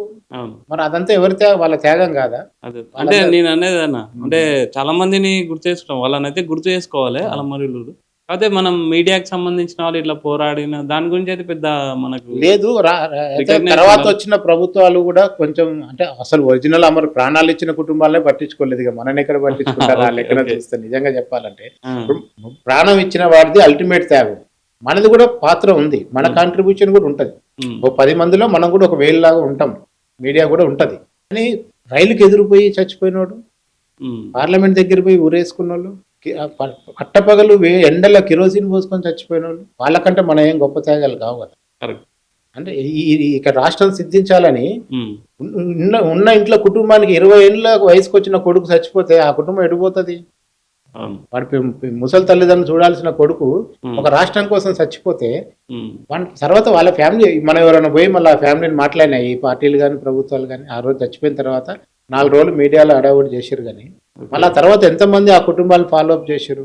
అమరవీరుల కుటుంబాలు ఇవాళకి కూడా రోడ్డు మీదకి వచ్చి ఎందుకు ధర్నాలు చేస్తున్నాయి? ఇలా 1200 మంది అమరవీరులు అంటే మీ ప్రభుత్వం వచ్చాక అడ్రస్ లేదు.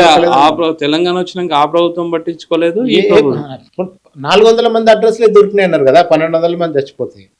పోనీ ఆ 400 మందిలో ఎంతమందికి మీరు ఎంతమందికి ఉపాధి కల్పించారు, ఎంతమందికి వాళ్ళ కుటుంబంలో ఉద్యోగాలు ఇచ్చారు, ఎంతమందికి ఆర్థిక సాయం చేశారు, ఎంతమందికి ఇల్లు కట్టించారు?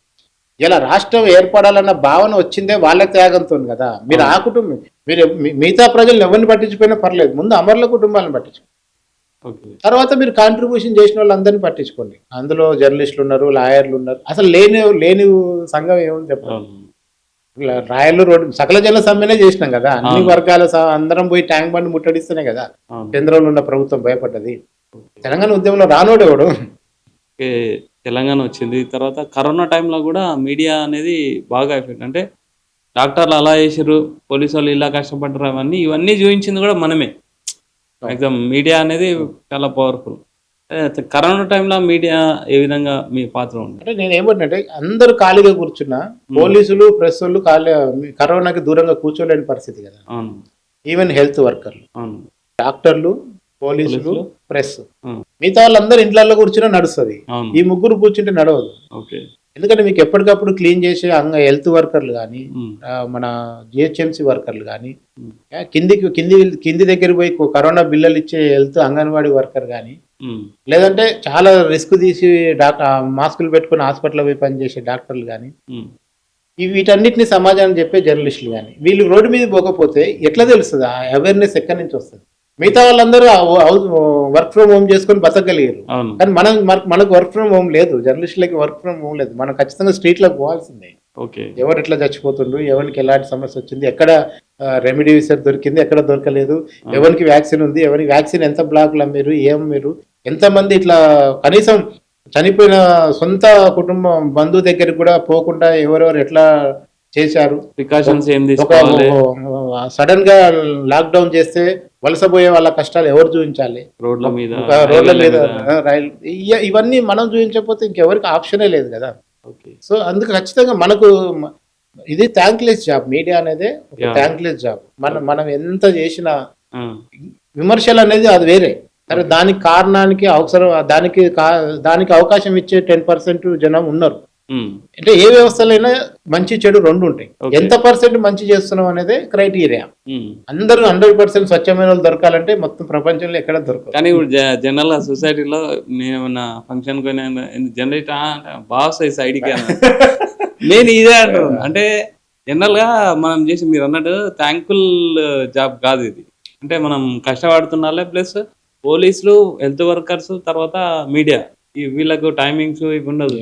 ఫ్యామిలీల నుంచి కూడా అదే వస్తుండు మాక్సిమం మనకి. ఇప్పుడు 10% మంది జర్నలిస్టులు ఎదిగిన తీరు, వాళ్ళు సెటిల్ అయిన తీరును చూసి 90% జర్నలిస్టులు అంతే అని మనని సమాజం ఈ ఘాటన కడుతుంది. అది మనకే కాదు అందరి. మనం పోలీస్ అనగానే ఏముందిరా మొత్తం పుణ్యాన్ని అట్లా నోటికి ఒక కామెంట్ అనేస్తారు. లేదు డాక్టర్ లాయర్ అనుకున్నాయి, వాళ్ళ లాయర్లన్నీ లాయర్లే కదా, నిజాలు ఎవరు చెప్తారు, లాయర్లు ఎవరు చెప్పారు కదా. ఒక కామన్ కామెంట్ ఎట్లా వస్తారో జర్నలిస్టులు కూడా అట్లే వస్తారు. నేను ఢిల్లీలో ఉన్నప్పుడు నాకు ఒక ఎంపీ బ్రేక్ఫాస్ట్ పిలిచిండు. బ్రేక్ఫాస్ట్ చేసినాక చాయ్ తాగినాక పోయేటప్పుడు ఒక కవర్ ఇచ్చాడు.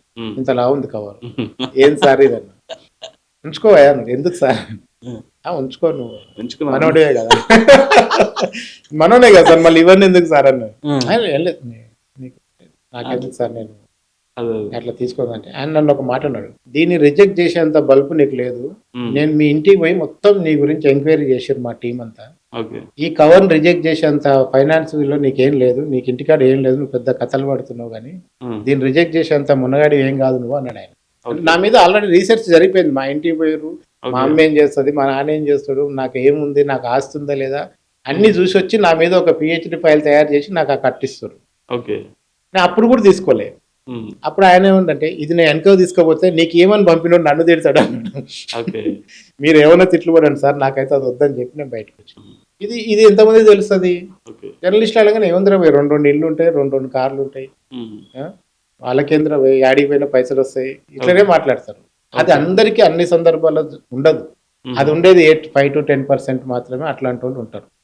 అది అందరూ ఉంటారు. లాయర్ అట్నే ఉంటారు, డాక్టర్ ఉంటారు. 5 రూపాయలు తీసుకొని 10 రూపాయలు తీసుకొని వైద్యం చేసే డాక్టర్ ఉంటాడు, 1,00,000 రూపాయలు తీసుకొని చేసే డాక్టర్ ఉంటాడు. ఉన్నది నిజాన్ని దాచిపెట్టి బిల్లు కోసం ఇన్సూరెన్స్ కార్డు ఉంటే ఆపరేషన్ చేసే డాక్టర్లు కూడా ఉన్నారు కదా, ఇన్సూరెన్స్ గవర్నమెంట్ క్లెయిమ్ చేసుకోవడానికి. కానీ ఈ ఆపరేషన్ అవసరమా లేదని మంచి చెప్పే డాక్టర్లు కూడా ఉంటాడు, అదే పక్క హాస్పిటలే ఉంటాడు. అట్లాగే జర్నలిజంలో కూడా ప్రజల కోసం పనిచేసే జర్నలిస్టులు ఉంటారు, కాజ్ కోసం పనిచేసే జర్నలిస్టులు ఉంటారు. దీన్ని అడ్డం పెట్టుకుని ఎంతో కొంత, ఇప్పుడు మనం ఏమనంటే జర్నలిస్టులు కాదు ఎర్నలిస్టులు అని పేస్ట్ పెడుతుంటారు. ఫేస్బుక్ లో కూడా ఇప్పుడు కూడా పొద్దున కూడా ఆనేస్తాను. నేను పొద్దున కూడా ఫేస్బుక్ లో చూసిన, ఇప్పుడు జర్నలిస్టులు అన్నారు అందరు ఎర్నలిస్టులే కదా అని అందరు అంటున్నారు. కొందరంటే పర్వాలేదు, అందరు అంటున్నారు. అందరికి ఎర్నింగ్ లేదు నాయన, కొందరికి ఉంది, అది అర్థం చేసుకోండి అని చెప్తున్నాను. జర్నలిస్ట్ జర్నీ అంటే 2 రకాలుగా చెప్పాలి. ఒకటి యూట్యూబ్ రాకముందు, యూట్యూబ్ వచ్చిన తర్వాత.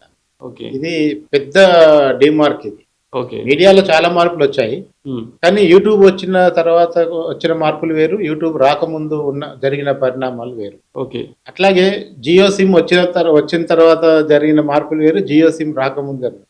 అంటే జియో రావడం వల్ల ఏం జరిగింది, మీకు డాటా అనేది గ్రామీణ స్థాయిలో కూడా వెళ్ళిపోయి, మీకు ఎప్పుడైతే డాటా అంతకుముందు ఒక రీఛార్జ్ చేసుకుంటే 10 రూపాయలు రీఛార్జ్ అయ్యి 5 రూపాయలు రీఛార్జ్ అయిన అడుగుల నుంచి మంత్లీ ప్యాకేజీలు తీసుకొచ్చి, ఆఫర్లు ఇచ్చి, ఇయర్లీ ప్యాకేజీలు తీసుకొచ్చి డాటాని కామన్ మ్యాన్ కు కూడా దగ్గర చేసింది జియో.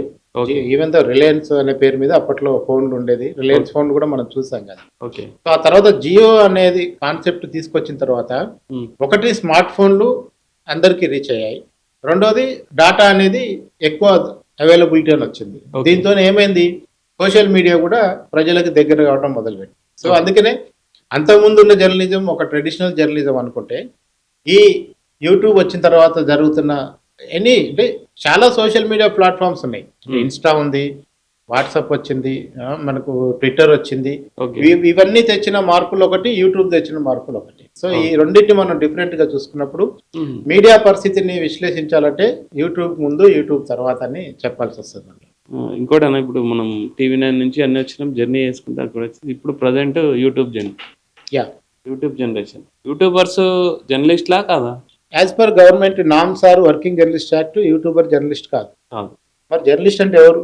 ఎందుకు ఈ క్వశ్చన్ వస్తుందంటే, మెయిన్ స్ట్రీమ్ మీడియా అనేది ఒకవైపు చూడటం మొదలుపెట్టి మెయిన్ స్ట్రీమ్ మీడియా అనేది మేనేజ్మెంట్ యొక్క ప్రయోజనాల మేరకు పనిచేసినప్పుడు ప్రజల గురించి ఎవరు మాట్లాడాలి? అందుకే సోషల్ మీడియా పుట్టుకొచ్చింది. సోషల్ మీడియాలో ఎప్పుడైతే మీరు చూడండి, ఇవాళ ఎంత జరుగుతున్నాయి చాలా విషయాలు. ఇప్పుడు జంతర్ మంతర్లో ధర్నా జరుగుతుంది, కాక్రోచ్ పార్టీ అనేది. ఎన్ని ఛానల్లో వార్త వస్తుంది? నేషనల్ ఛానల్లో రావట్లేదు. ఎక్కడ వస్తుంది? ఎక్కడ రావట్లేదు. మళ్ళీ సోషల్ మీడియాలోనే వస్తుంది, మళ్ళీ యూట్యూబ్ ఛానళ్ళల్లో, అది కూడా కొన్ని యూట్యూబ్ ఛానల్లోనే వస్తుంది. మెయిన్ స్ట్రీమ్ మీడియాలో అని చెప్పుకునే నేషనల్ ఛానల్ ఎవరు కూడా కాక్రోచ్ మీడియా ధర్నాన్ని కవరేజ్ చేయట్లేదు కదా. ఈవెన్ తెలంగాణ ఉద్యమం ఎన్ని నేషనల్ ఛానల్స్ కవర్ చేసినాయి? అందుకే నేను వాటిని నేషనల్ ఛానల్స్ అన్నా. అవి నార్త్ ఇండియన్ ఛానల్స్ అంతే. అవి నేషనల్ అంటే జాతీయత ఉండాలి కదా. వానికి తెలంగాణలో సమస్య అట్లే ఉండాలి, బీహార్ సమస్య కూడా అట్లే ఉండాలి, వానికి మనసు ఉండాలి కదా. వాడు ఎన్నడూ తెలంగాణ సమస్యను పట్టించుకోలేదు. నార్త్ ఇండియా ఛానల్స్ ఎన్నడూ పట్టించుకోరు వాళ్ళు.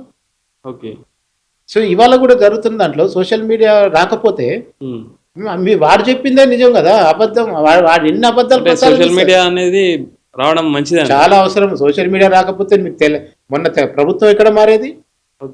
తెలంగాణలో మూడోసారి టీఆర్ఎస్ వచ్చేది సోషల్ మీడియా లేకపోతే. ఇవాళ అందుకే కదా సో బీఆర్ఎస్ 30 ఛానల్ 20 ఛానల్ పెట్టి నడుపుకుంటుంది.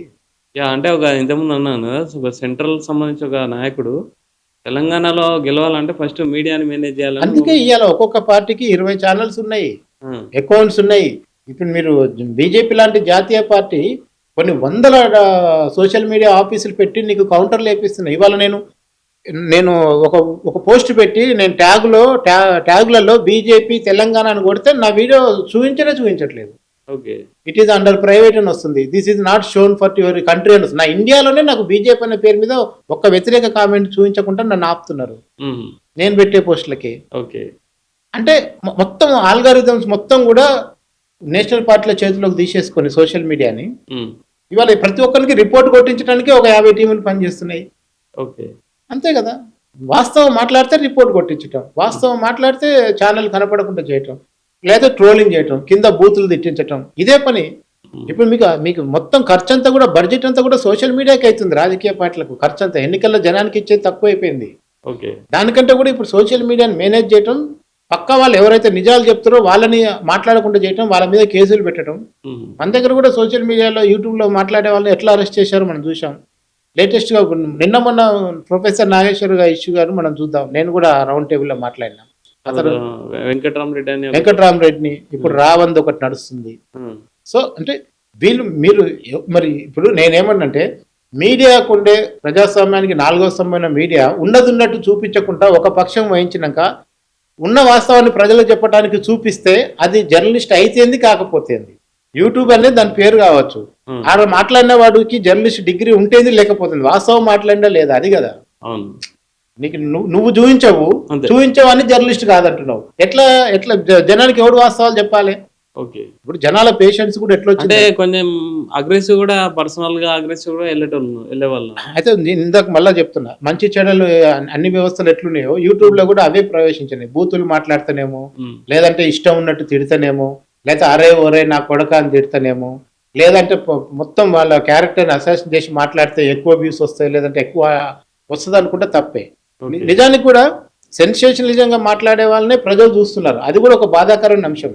ఇప్పుడు నేను వీడియో చూస్తా, నాదేది 500 మించిపోదు. నేను మాట్లాడే కంటెంట్ మళ్ళీ వేరే జర్నలిస్టులు ఎవరు మాట్లాడరు.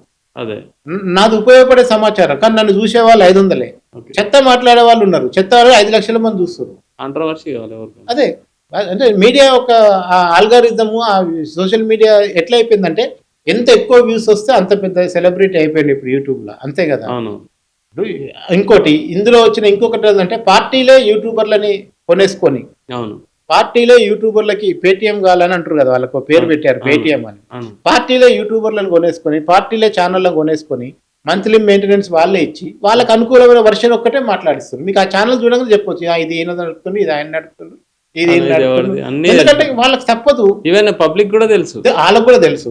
అరే ఇది వీడు చెప్తే వీడు అంతా దొంగరా, వీడు వానికి అనుకూలంగా చెప్తారని వాళ్ళే తిడుతుంటారు. ఊర్లలో పోయి నాకున్న ఇంకొక అంశం ఏంటంటే నేను పోయి సర్వేలు చేస్తుంటా కదా, అందరినీ కలుస్తా. నా అర్బన్ పీపుల్ కలుస్తా, నా రూరల్ పీపుల్ కలుస్తా, మారుమూల పల్లెల్లోకి కూడా పోయి తెలుస్తా. వాడు ఏ యూట్యూబ్ లో ఏం చూస్తుండో కూడా నేను దగ్గర ఉండి చూస్తా. నేను పోయేసరికి వాళ్ళ చేతిలో యూట్యూబే నడుస్తుంటది. ఓకే. వాడు ఏ వీడియో చూస్తుండు, ఎవరిని తిడుతుండు, వాడు ఎవరెవరు ఎట్లా ఫాలో అవుతారు కూడా మనకు కనపడుతుంది. సో అందుకనే యూట్యూబర్ అనేవాళ్ళు సోషల్ మీడియాలో వాస్తవాలు మాట్లాడే వాళ్ళు టెక్నికల్గా జర్నలిస్టులు కాకపోవచ్చు, కానీ వాళ్ళే నిజమైన ప్రజా జర్నలిస్టులు. ఎందుకంటే ప్రజా సమస్యల్ని వెలికి తీసి ఆల్టర్నేటివ్ వ్యవస్థ మీ కళ్ళకు ఒకటే చూపించి ఇదే సత్యం అని మీ మీద అబద్ధాలు నూరిపోస్తుంటే నిజం చెప్పేవాడు వానికి డిగ్రీ ఉంటేంది లేకపోతేంది. డిగ్రీ ఉండటం ముఖ్యం కాదు, మాట్లాడిన దాంట్లో వాస్తవం ఉందా లేదా అని అది ముఖ్యం. ఇప్పుడు మరి ఇవాళ మెయిన్ స్ట్రీమ్ మీడియాలో ఛానల్లో డిబేట్ చేస్తున్న వాళ్ళు అందరూ ఎంసీజీలు బీసీజీలు చేస్తున్నారు. అట్లంటే చెప్పండి, లేదు రాజకీయ నాయకులకు ఏం అర్హత ఉంది? ఏమన్నా టెస్ట్ రాసి వచ్చి ఎమ్మెల్యేగా పోటీ చేస్తురా? నీకు జనం మెజార్టీ ఓట్లు ఎవరు జనం వేస్తే వాడు ఎమ్మెల్యే అయిపోతుంది కదా రాజ్యాంగం ప్రకారం. సర్టిఫికేషన్ ఏం లేదు కదా, నీకు రిటైర్మెంట్ సర్టిఫికేట్ లేదు, ఎంట్రీకి సర్టిఫికేట్ లేదు, నీకు రిటైర్మెంట్ కు నీకు బార్ లేదు. నువ్వు 90 ఏళ్ళు వచ్చినా బెడ్ మీద పండుకున్నా నువ్వే ఎమ్మెల్యేవి చచ్చిపోయేంత వరకు. అట్లే ఉంది కదా వ్యవస్థ.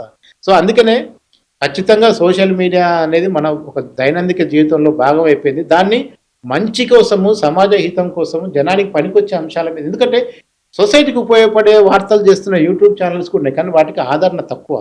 వాళ్ళు అందుకే వాళ్ళు సబ్స్క్రైబర్లు చేయండి, మాకు 100 రూపాయలు నెలకి ఇవ్వండి అని అడుగుతున్న వాళ్ళు కూడా ఉన్నారు మీకు. ఎందుకంటే ఎట్లా బతకాలి? ఇప్పుడు నాకు యూట్యూబ్ కూడా ఇచ్చే ఆదాయం నాకు సరిపోదు. నేను ఇవాళ మినిమం ఒక పాడ్కాస్ట్ చేయాలంటే నాకు 3 క్యామ్ సెటప్, ఒక లైటు, ఒక కథ, వచ్చినోనికి షాయో బిస్కెటో ఇచ్చి నేను ఒక పాడ్కాస్ట్ మీద నాకు ఒక 5,000 ఖర్చు వస్తే నాకు యూట్యూబ్ కూడా ఇచ్చేది 2,000 కూడా ఉండట్లేదు. ఈ 3,000 బొక్క ఎన్ని రోజులని పెట్టుకుంటా నేను. సో అందుకనే ఏంటంటే నిజమైన విషయాలు మాట్లాడేటోళ్ళు, ప్రజలకు ఉపయోగపడే మాట్లాడే వాళ్ళకి ఆదరణ లేదు. పనికిరాని చెత్త మాట్లాడే వాళ్ళకి, అవసరం లేని విషయాన్ని డైవర్ట్ చేయడానికి, లేదంటే పార్టీల యొక్క సిద్ధాంతాన్ని మాత్రమే జనాలకు రుద్దేటోళ్ళకి వాళ్ళకి మాత్రం ఆదరణ ఉంటుంది. అందుకే ఖచ్చితంగా సోషల్ మీడియా ఉండాలి. సోషల్ మీడియాలో కూడా పెడదోరలు కూడా పోవాలి. ఎందుకంటే మీకు చాలా మంది మన వాళ్ళు ఏం బాధపడుతుంటే ఇది జర్నలిజమా, ఈ జర్నలిజంలో ఈ భాష ఉందా, పత్రికలకు ఈ భాష ఉందా లేదా అని చాలా మంది మాట్లాడుతుంటారు. లేదు, నిజంగానే అచ్చమైన జర్నలిజంలో చేస్తున్న వార్తలు నువ్వు ఏడ చూస్తున్నావు? నీ ఎంకరేజ్మెంట్ ఏది?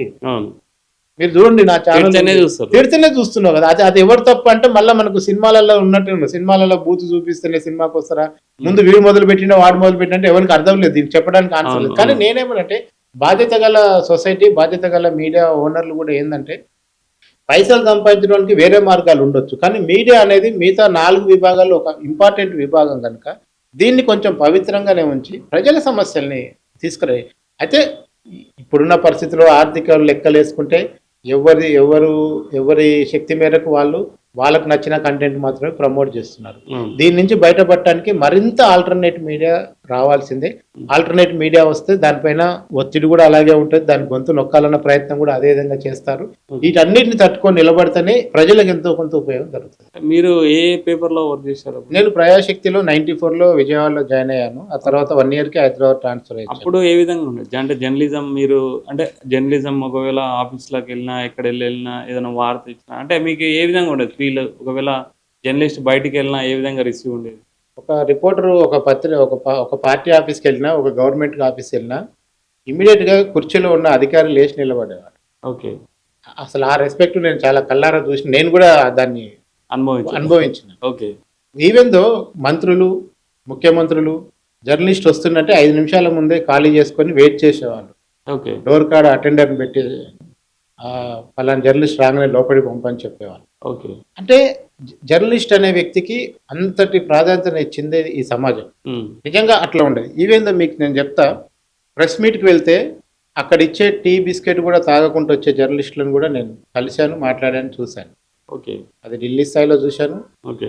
నేను ఢిల్లీ కూడా పనిచేసి తర్వాత చెప్తా ఆ విషయాలు, ఢిల్లీలో కూడా ఏం జరిగిందని. ఓకే. సో ఢిల్లీ స్థాయిలో చూశాను, తెలుగు రాష్ట్రాల్లో కూడా నేను చూశాను. అంటే టీ తాగితే కూడా మనం ఆ లీడర్ని ప్రశ్నించలేమేమో, వాడు పోసిన టీ తాగితే కూడా మనం క్వశ్చన్ చేయలేమేమో. అంటే ప్రెస్ మీట్ లో మనం క్వశ్చన్ అడగడానికి మనకు అర్హత ఉంటుందో లేదో, వాడు ఇచ్చిన బిస్కెట్ తింటే, సమోసా తింటే మనకు క్వశ్చన్ అడిగే అర్హత ఉంటుందే ఉండదు.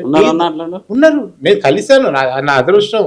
గర్వం కూడా నాకు. అట్లాంటి వాళ్ళతో కలిసి పనిచేసిన నేను. Okay okay. అంటే మీరు చూడండి, అంటే జర్నలిజంలో వచ్చిన పోగళ్ళ గురించి మాట్లాడేటప్పుడు నేను చెప్తా ఇది ఎలా దారి తీసింది అనేది నేను చెప్తాను. కానీ ఇలాంటి వ్యక్తులు అంటే జర్నలిస్టులు ఇలా ఉన్నారు. అలాంటి జర్నలిస్టులు వచ్చినప్పుడు లేచి నిలబడి ఈవెన్ దో చిన్న చిన్న ఆఫీసర్ల కాంచి గవర్నమెంట్ ఆఫీసు పోయినా సరే, అరే సార్ మీరు రిపోర్ట్ రానంగానే కుర్చీలోంచి అప్రయత్నంగా లేవటం, ఏదో డ్రామా చేసో ఏదో నటించు భయపడో కాదు, అప్రయత్నంగా. అంటే వచ్చిన వ్యక్తికి ఒక గౌరవం ఉంది, అది మనం గౌరవించాలంటే మినిమం ఏం గౌరవిస్తాం, ఉన్న కుర్చీలోంచి లేచి షేక్ హ్యాండ్ ఇస్తాం, అంతే కదా. అంతకుమించి గౌరవం కూడా ఎవరైనా కోరుకునేది ఏముంటుంది. ఉన్న కుర్చీలోంచి సార్ కూర్చోండి సార్ అని మాట్లాడు. ఈ గౌరవం ఇప్పుడు లేదు, ఎక్కువ శాతం లేదు, ఎంతో కొంత ఉంది. ఎవరికి ఉంది ఎవరికి లేదు నేను తర్వాత చెప్తా. అయితే అంటే జర్నలిస్ట్ అనే వ్యక్తి సామాజిక అంశాలని పరిశీలించి ఫీల్డ్ మీదకి వెళ్ళి ప్రజా సమస్యలు రాసి, నాకు తెలిసిన ఒక జర్నలిస్టు హైదరాబాద్ నుంచి మిర్యాలగూడ వరకు రోడ్లు బాగాలేవు అని చెప్తే ఒక్క లైన్ లో రాస్తే సరిపోద్ది కదా. ఆర్టీసీ బస్ ఎక్కి డ్రైవర్ పక్కన కూర్చొని ఏ మైళ్ళ దగ్గర ఎన్ని గుంతలు ఉన్నాయో నోట్ చేసుకుని వచ్చి వార్త రాశాడు. ఇంకా గవర్నమెంట్ తప్పించుకోగలుగుతుందా?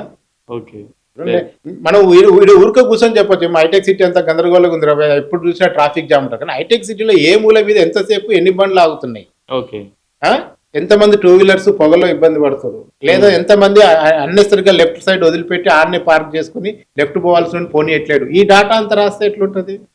సో అంటే జర్నలిస్ట్ వ్యూ హైదరాబాద్ నుంచి డ్రైవర్ పక్కన ఆ క్యాబ్ ఎత్తు ప్లేస్ ఉంటుంది కదా, దాని మీద కూర్చొని ఆ గుంతలలోనే ఎగురుకుంటూ దుగురుకుంటూ మైలేజ్లు అన్ని రోడ్ చేసుకొని ఆ వార్త రాసి మీరు చెప్తుంటే వార్త ఇట్లా రాయాలా అంటే ప్రజా సమస్యల్ని మనం తీసుకుపోయేటప్పుడు అంటే జర్నలిస్ట్ ఎప్పుడు కూడా బాధితుల పక్షాన ఉండాలి.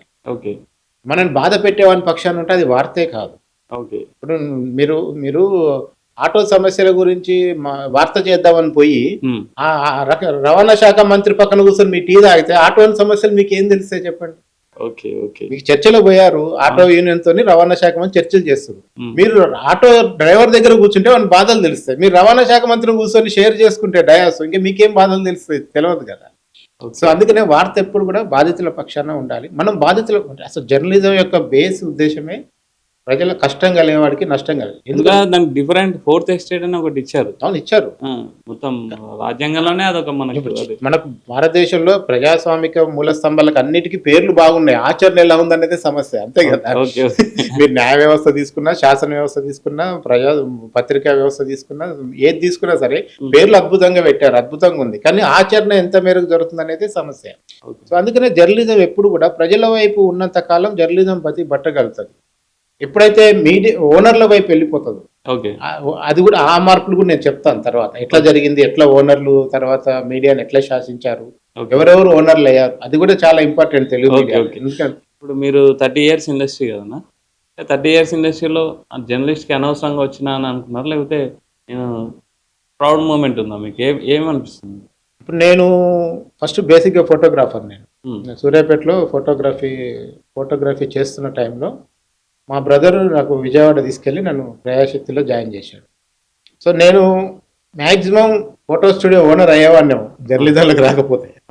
అంతమించి ఏముంటుంది చెప్పు, ఫోటోగ్రాఫర్ ఓనర్ అవుతాడు, ఇంకొక స్టూడియో పెట్టేవాడినేమో, ఇంకో 4 స్టూడియోలు పెట్టేవాడినేమో, తర్వాత 4 ఇండ్లు కొనేవాడినేమో, 2 స్టూడియోలు కట్టేవాడు, ఏదో జరిగి ఉండేది.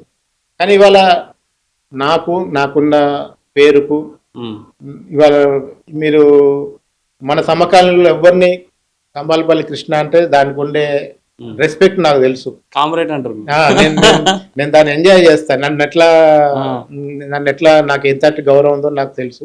ఈవెన్ దో నాకు ఇవాళ నేను ఇప్పుడు కాదు, చంద్రబాబు కాంచి రాజశేఖర్ రెడ్డి, చంద్రబాబు, జగన్,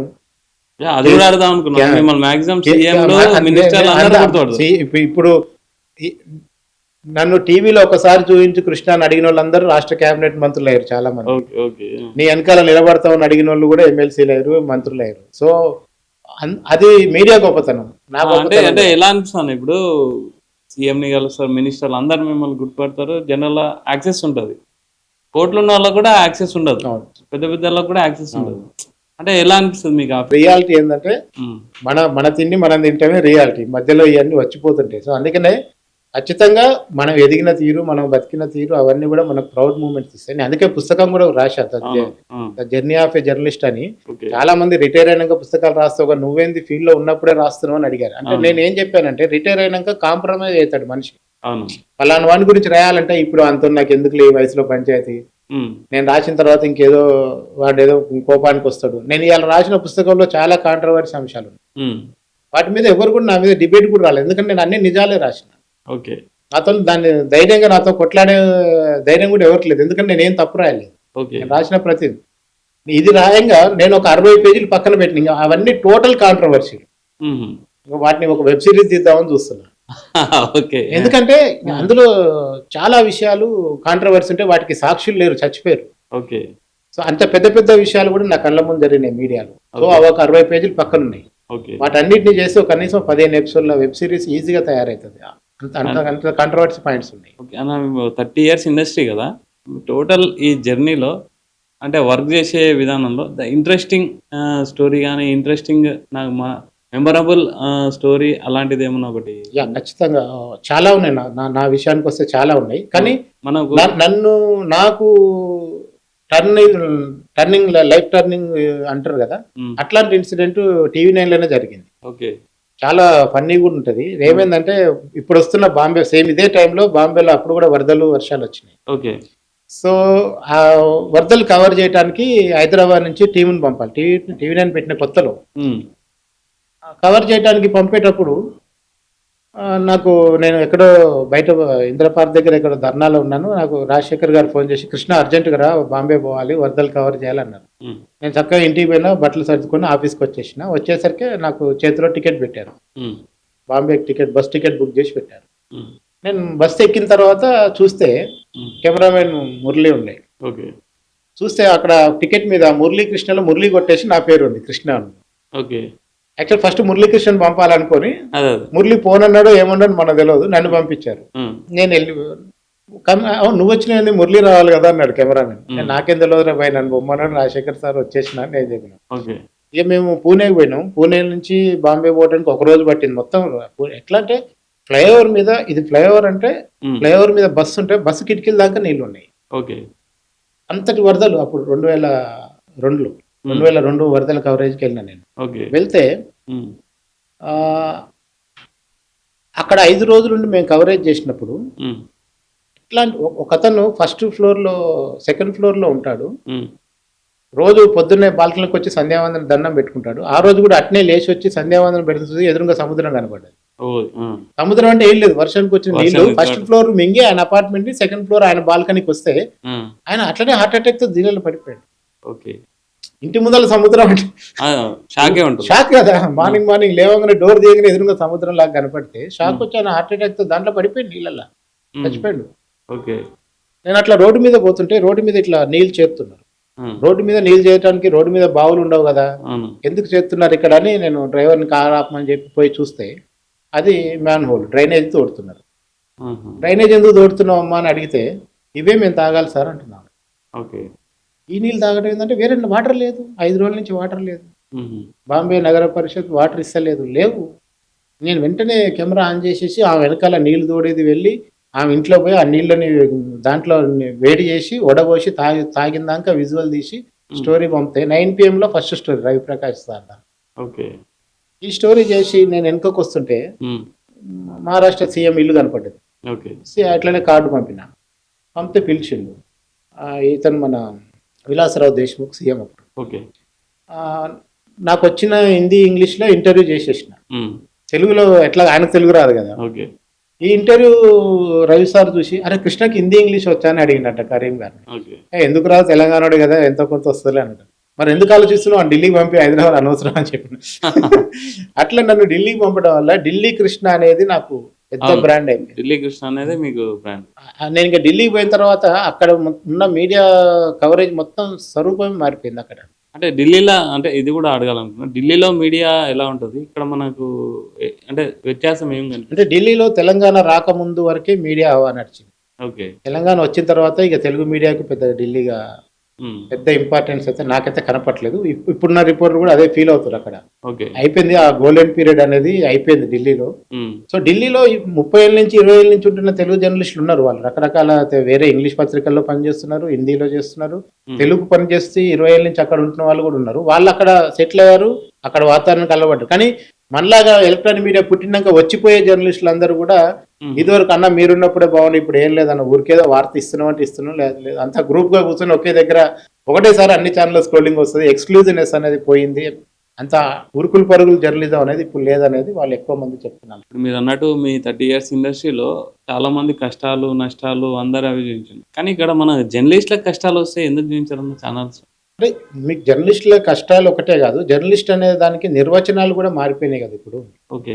ఇప్పుడు ఎవరు జర్నలిస్ట్ అనే చర్చ స్టార్ట్ అయింది తెలుసుగా మీకు. అవును. యూట్యూబర్ జర్నలిస్టా? అవును. మైక్ ఉన్నోడు అందరు జర్నలిస్టేనా? అవును. జీమెయిల్ పెట్టి ఒక లాగిన్ ఉంటే జర్నలిస్ట్ అని ఒక చర్చలు ఇప్పుడు చేస్తున్నారు కదా. అవును. అంటే జర్నలిస్టులకి మనకు జర్నలిస్ట్ యాక్ట్లో కూడా అందరూ లేరు, రిపోర్టర్లు, కెమెరామెన్లు, సబ్ ఎడిటర్లు. అది కూడా ఇప్పుడు మీడియా కోసం మేము అందరం పనిచేస్తున్నాం కదా, మాకు కూడా ఉండాలి కదా. అదే జర్నలిస్ట్ యూనియన్ అనేది వర్కింగ్ జర్నలిస్ట్ యాక్ట్లో ఇప్పుడు వచ్చిన సోషల్ మీడియా అనేది వర్కింగ్ జర్నలిస్ట్ యాక్ట్లో ఇంప్లిమెంట్ కావట్లేదు మీకు. అందుకనే అక్రిడేషన్ కార్డులలో కూడా టెక్నికల్ డిపార్ట్మెంట్ వాళ్ళకి ఎవరికి కూడా అక్రిడేషన్ కార్డులు ఇవ్వడం అనేది ఒకటి నడుస్తుంటుంది. ఓకే. అవును. Even journalist act, working journalist act ఏం గుర్తిస్తుందంటే రిపోర్టర్లని, కెమెరామెన్లని, ఫోటోగ్రాఫర్లని వాళ్ళనే గుర్తిస్తుంది. ఎలక్ట్రానిక్ మీడియాకి ఇప్పటివరకు కూడా ఆ యాక్ట్లోకి ఇంకా ఎంట్రీ రాలేదు. కాకపోతే మనము ప్రెస్ క్లబ్లో మెంబర్షిప్ ఇచ్చేటప్పుడు కానీ, అక్రిడేషన్ ఇచ్చేటప్పుడు కానీ, అసెంబ్లీ పాసులు ఇచ్చేటప్పుడు కానీ ఎలక్ట్రానిక్ మీడియా కూడా ఇంక్లూడ్ చేసుకొని ఇస్తున్నాం. ఇప్పుడు నేను ప్రింట్ మీడియాలో 10 ఏళ్ళు చేసి వచ్చిన, నా సీనియార్ని కాదంటారు, ఎలక్ట్రానిక్ మీడియాకి వచ్చినంత మాత్రాన నా సీనియార్ని అయితే గౌరవించాల్సి వస్తుంది కదా. సో నాకు కూడా కార్డు ఇవ్వాల్సి వస్తుంది. సో అట్లా ఇప్పుడు ఎలక్ట్రానిక్ మీడియాని కూడా యాక్ట్లో లేకపోయినా గౌరవం. కాకపోతే మీరు అన్నట్టు జర్నలిస్టులకు సమస్య వస్తుంటే కొంచెం తెలంగాణ గవర్నమెంట్ వచ్చాక జర్నలిస్టులు చనిపోయిన వాళ్ళకి ఎంతో కొంత ఆర్థిక సాయం చేసే కార్యక్రమం అనేది టీఆర్ఎస్ గవర్నమెంట్ వచ్చాక జరిగింది. ఇప్పుడు కూడా ఈ కాంగ్రెస్ గవర్నమెంట్లో కూడా అది కంటిన్యూ అవుతుంది. కానీ జర్నలిస్టుల సమస్యల మీద చాలా ఆందోళన జరిగినాయి ఉమ్మడి ఆంధ్రప్రదేశ్లో. ఆంధ్రప్రదేశ్ వర్కింగ్ జర్నలిస్ట్ యూనియన్ అనేది ఏర్పడిన తర్వాత ఇప్పుడున్న స్వరూపంలో లేదు కదా. జర్నలిస్టులకి జీతాలు చక్కగా లేవు, వేజ్ బోర్డు, మీరు వేజ్ బోర్డు అమలు తెలుసా? మేనేజ్మెంట్లు ఏవి కూడా వేజ్ బోర్డులు అమలు చేయవు, చాలా తక్కువ మేనేజ్మెంట్లు వేజ్ బోర్డు అమలు చేయవు. ఈఎస్ఐ, పిఎఫ్ఈఎన్ సంస్థలు చాలా ఉన్నాయి కదా. ఓకే.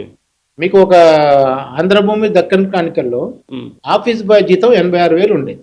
అంటే ఇప్పుడు నాకు ప్రాబ్లం వచ్చింది, ఆ ప్రాబ్లమ్ని టీవీలో చూపించమంటే జర్నలిస్ట్ కదా చూపించేద్ది అన్నట్టు ఉంటుంది. మేనేజ్మెంట్ ఇద్దరు ఒకటి ఉన్నప్పుడు మీకు వాళ్ళ ఈ సంస్థలో ఈ కష్టం ఉందని ఎట్లా చూపిస్తారు? అంటే నాకు తెలిసి ఒక ఇన్సిడెంట్ ఉన్నా, అంటే ఒక సంస్థలో పనిచేసి ఆయనకు జీతం లేదు ఒక 4 months నుంచి, భార్య పిల్లలతో కలిసి వచ్చి కూర్చున్నాడు. అదే వేరే ఏదైనా ఇష్యూ అయితే మనం వెళ్ళి వీడియోలు తీసి అవి తీసి అన్నీ ఎంబడే డిపార్ట్మెంట్ అట్లా చేసింది, డిపార్ట్మెంట్ ఇట్లా చేసింది అనేది చూపిస్తుంది. కానీ జర్నలిస్ట్ కష్టం వచ్చింది, వైఫ్ అండ్ హస్బెండ్ పిల్లలు మొత్తం ఆడ రోడ్డు పైన ఉన్నారు, అది మనం ఎక్కడ చూపించలేదు. ఆ రోజు నాకు కొంచెం బాధ అనిపించింది, అరే ఇది చూపించాల్సింది కదా, ఎవరు చూపించలేదు. నేను ఇట్లాంటి అంశాన్ని ఒకటి కవర్ చేసిన. ఆంధ్రప్రభలో విశ్వేశ్వరరావు అనే జర్నలిస్ట్ ఉండేవాడు. ఆయనకి జీతం ఇవ్వకపోతే ఆయన ఆంధ్రప్రభ ఆఫీస్ ముందు ధర్నా చేస్తే నేను టీవీ9 తరఫున పోయి కవర్ చేసిన. ఓకే. ఆ రోజు దాన్ని హెడ్లైన్లో పెట్టి చూపించింది టీవీ9. ఓకే. ఇప్పుడు అట్లా ఎంతమంది చూపిస్తారో తెలియదు. ఆ రోజుకి ఆంధ్రప్రభ ఓనర్కి టీవీ9కి ఉన్న టర్మ్స్ ప్రకారం చూపించిరేమో, టర్మ్స్ ఉండో లేకనో చూపించిరేమో మనకు తెలియదు. ఓకే. అట్లాంటి టీవీ9లో నేను కవర్ చేసిన వార్తలు రానివి కూడా ఉన్నాయి. ఓకే. నేను చేసుకొచ్చిన తర్వాత క్యాసెట్ ఆఫీసులో పెట్టిపోమ్మా, ఇంకా వార్త అవసరం లేదు అన్న వార్తలు కూడా ఉన్నాయి. అట్లా కూడా ఉంటుంది వ్యవస్థ. ఓకే. కానీ ఆంధ్రప్రభలో జీతాలు లేవని మనం టీవీ9లో చూపించిన తర్వాతే అతనికే కాదు మిగతా వాళ్ళందరికీ కూడా జీతాలు సెటిల్ చేసిన ఆంధ్రప్రభ అనేది. ఓకే. సో కొన్ని సందర్భాల్లో న్యాయం జరుగుతుంది. ఇప్పుడు ఆర్టీసీని 4 ముక్కలు చేయాలని 2003లోనే గవర్నమెంట్ ట్రై చేసింది. దాన్ని ఫస్ట్ నేనే బయట పెట్టిన. ఓకే. టీవీ9 తరఫున. ఆర్టీసీని ఈ రోజు కాదు, ఆ రోజే ప్రైవేట్ అయిపోయేది ఆర్టీసీ. ఇప్పటిదాకా బతకపోయేది. క్రాస్ రోడ్ ఆస్తులు ఆ రోజు అమ్ముదామని చూసారు. ఆ రోజు మనం బయట పెట్టిన వార్తతో ఇప్పటిదాకా ఆర్టీసీ ఇంకా గవర్నమెంట్ వాళ్ళ ఇండిపెండెంట్ ఉండగలుగుతుంది. సో అంటే కొన్ని వార్తలు అట్లా కొన్ని సమాజానికి ఉపయోగపడే జరుగుతాయి. మీరు చెప్పిన జర్నలిస్టుల విషయానికి వస్తే ఏంటంటే అల్టిమేట్గా end of the day who is running the show, who is running the organisation. Owner ఇష్టాలను బట్టి వార్తలు అనేది మొదలైంది మన దగ్గర. అది ఇప్పుడు కాదు, ఎలక్ట్రానిక్ మీడియాలో ఓనర్లు అనేవాళ్ళు ఇప్పుడు మీకు ఎలాంటి ఆబ్లిగేషన్ లేకుండా ఒక వార్త రాయాలంటే ఓనర్ దగ్గర 1,000 కోట్ల వైట్ మనీ ఉండాలి. ఓకే. ఎంతమంది దగ్గర ఉంటుంది వైట్ మనీ చెప్పండి. అంటే వాళ్ళని కూడా తప్పు పట్టలేదు. అలా అదే నేను ఏమంటే వైట్ మనీ ఉన్న వాళ్ళు ధైర్యంగా బిజినెస్ చేయగలుగుతారు. అంటే నాకు ఏ అప్లికేషన్ లేదు, నేను రైట్ రాయల్గా సంపాదిస్తున్నా, గవర్నమెంట్కి ట్యాక్స్ కడుతున్నా. నాకు 1000 కోట్ల టర్న్ ఓవర్ ఉంటే దానికి ఎంతో 18% ఎంతో నేను ట్యాక్స్ కట్టాలి కదా. నేను రూపాయి కూడా గవర్నమెంట్కు బాకీ లేకుండా, నేను ఎవరికి దగ్గర అన్యాయంగా రూపాయి సంపాదించకుండా, నేను ఒక 1000 కోట్లు 100 కోట్లు 200 కోట్లు సంపాదించినప్పుడు నేను ఏ వార్త రాసినా నాకు భయం ఉండదు.